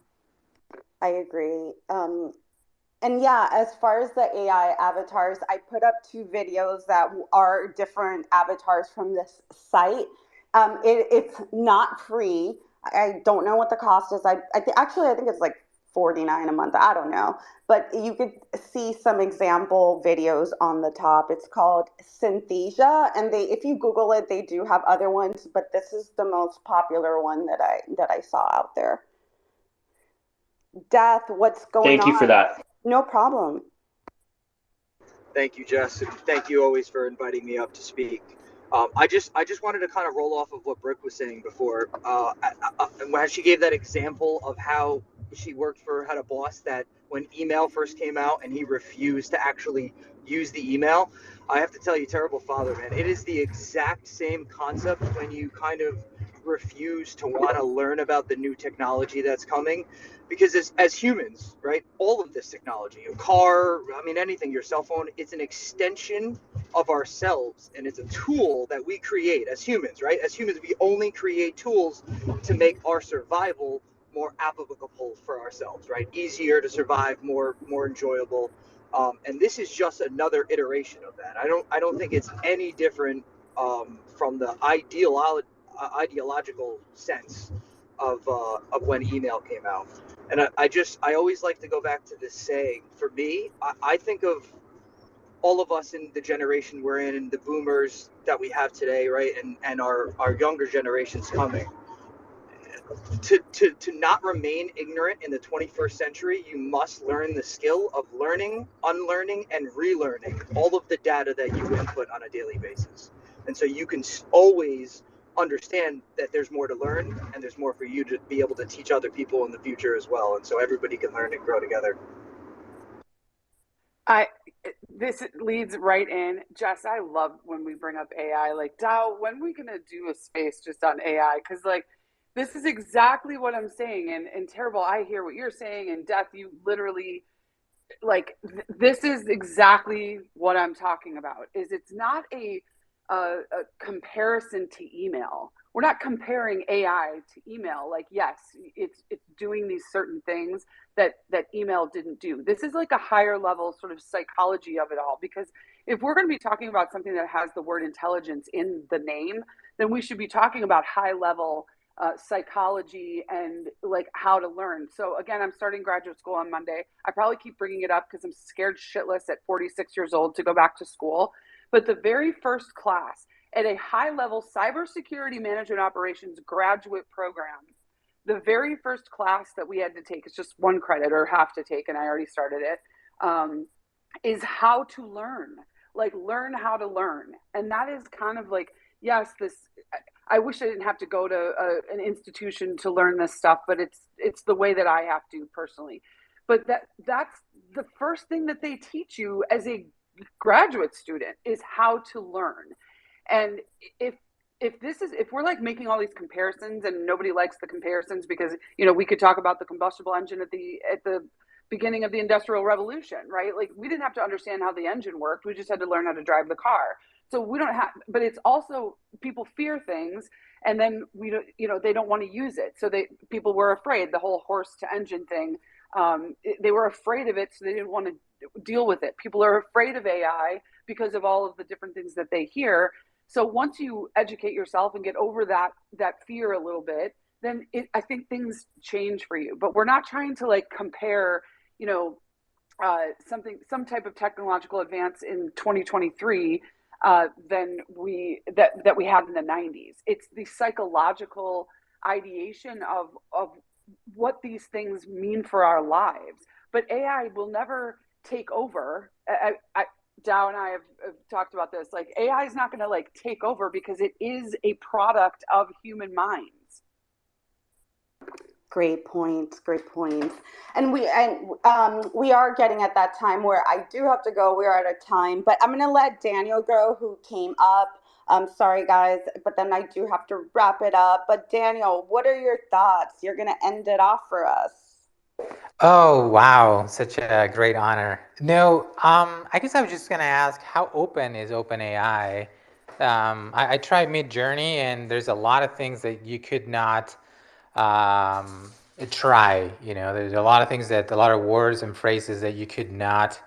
So, what kind of crazy shit are you trying to input? What is that? Well, it's a Friday night, Saturday night. Don't want to. Oh boy, yeah. Don't even say that. This space is recorded, so I don't know if I want you to repeat it. You brought it up. I'm just saying, but it's probably like a bigger question, so maybe we save it for Brooks and Dow's spaces later. But yeah, thank you for having me. No, but yeah, that's a good point. Like, does ChatGPT, like, what type of filters does it have now? I'm sure we're going to see more, restrictions on it going forward. So enjoy it while it's out there. I guess one last thing. Have you guys heard of ChatGPT, like, outside of crypto Twitter? Have any of your normies actually brought it up? Oh, yes. Interesting. I don't talk to the normies. Sorry. Yeah, does anybody talk to normal people or people outside of crypto Twitter? I've had lots of question. I have had lots of people ask me about ChatGPT, tons and tons and tons of people, like way outside of crypto, like my grandma and shit. Like, not my actual grandma, but older people are even asking me about it because it is like you guys are saying, it's a useful tool that can be helped. My fear with AI is the way that it's programmed, and not all AI is coded by humans. Some AI is coded by AI. That's my fear. That's where I get a little bit scared, personally. But I just wanted to say, Jess, thank you so much for having me up here. I've had a wonderful time drinking 5 cups of coffee with you guys and talking about AI and crypto. So it's been absolutely phenomenal. I want to wish you all a wonderful day because I need to go run now because I am energized like no other. Holy crap. 5 cups. I would be shaking like My SBF right brain would now. explode. I do about that a day. 5 cups is good. So my IRL friends that aren't into crypto at all, I seriously think some of them think I'm either delusional or insane if I talk about NFTs or crypto. So I don't even bother to talk to them about that at all. We think you are though, but we're your friends. Just kidding. That's fine. Yeah, it's going to be interesting to see. I mean, it's already getting banned in school, so I guess it is a hot topic maybe with the younger crowd, who live online basically. Not like we don't, but I guess I shouldn't say I've that. been wanting to talk to my sister about it because she's a second grade teacher and what she thinks about it and how it could benefit her, teaching style or students' learning. Yeah, I think overall it's just better to embrace it. It's like any other technology that's ever been developed. People push back and then it's adopted, So just trying to think outside of yourself and look back and say, okay, this is what's going to happen. It's going to be adopted. It's here. How can I use it to my benefit? Great point. Yeah, the one thing that I did see in the NYC ban report is that they would allow, if you ask for permission, they would allow certain individuals to have access to GPT if you were using it to learn about the AI technology itself. So you would have to request special permission to have access. So stupid. But I do have to wrap it up. I do want to one last thing. Happy birthday again, Matt. I hope you have a great weekend. I did want to turn it over to Dow and Tammy. Yeah, great conversation, Rich. We touched on crypto, AI, a bunch of other topics. I was just playing around with ChatGPT and had a conversation between Satoshi and Karl Marx, and hey, that was interesting. Actually, I actually learned something there. So if you haven't, definitely take a look at it, man. It's fun. It's fun. Take care, guys. Thanks, Dow. Tammy, you're up. I wanted to tell Dowd I have a great time in Africa. I was just asking my husband, I was just asking Dave where he was. He spent 6 months there. So he would love to take me there. He was in Kenya and Tanzania, though. Oh, that's an amazing place. I got to go too. Lovely over there. Yes. Yeah. He spent 6 months. So it's something that he'd love to go back and do. So enjoy while you're there. But I want to wish everybody a happy new year and hope you all have a great weekend. Matt, happy birthday again. I think you need to go get yourself a Starbucks. I'm just going to say, get you some caffeine for your day. And we're celebrating Matt all month, just so you know, because we do this in month increments. So, Matt, it is your birthday all month. So anybody else in January, it's your birthday all month. That's the way we do it. So everybody that came up, Brooke, we love you. Jess, thanks for everything. Daniel, Nico, you guys are awesome. You always contribute so much. So I wish everybody a great weekend, and I'm sure we will be chatting with you next Friday. Yeah, thank you to all the speakers and the listeners. Make sure to check out Dow Space every Wednesday, Farmers Market, if you want to learn more about DeFi. Great space. And we'll be back next Friday. Shout out to our partner, Binance US. I appreciate you guys. I'll see you around Twitter. Have a great weekend.